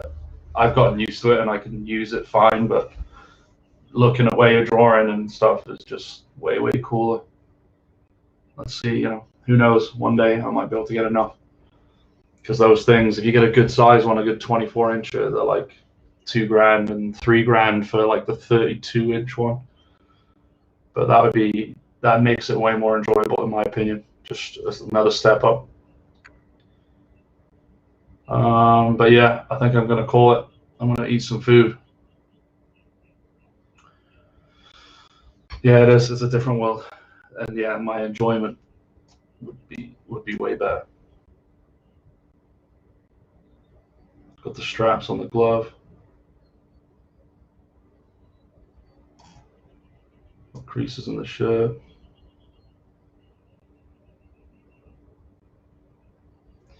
Yeah, like I had mentioned, a bit of anatomy in the legs. We'll fix the other hand and glove. Finish this damn cloak. I'll bring out a couple more details in the face, but I won't go to town. There's no need. And I'm honestly going to be pretty happy with it. We'll print it and see if it looks high quality.